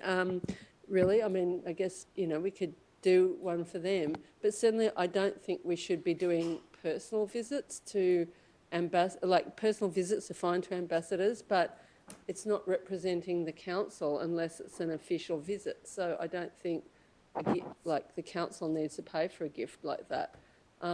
Yeah, I don't know which community groups, what sorts of visitors, you know, like I think this is very open-ended. Anyway, I'm just going to abstain. Thank you, Councillor Bolton. If there's no further discussion, I'll put this to the vote. All those in favour? I declare that lost. Is it? No, carried, sorry. Yes, I declare that carried. Like a division on that. Okay. Councillor Yildiz has called a division. So all those in favour? Councillor Yildiz, Councillor Theodosis, Councillor Chris Miles, Councillor Davidson, Councillor Politis, Councillor Abood. All those against? Councillor Svensson, Councillor Irvin. All those abstaining is Councillor Bolton and Councillor Iwasaki and Councillor Pulford as well.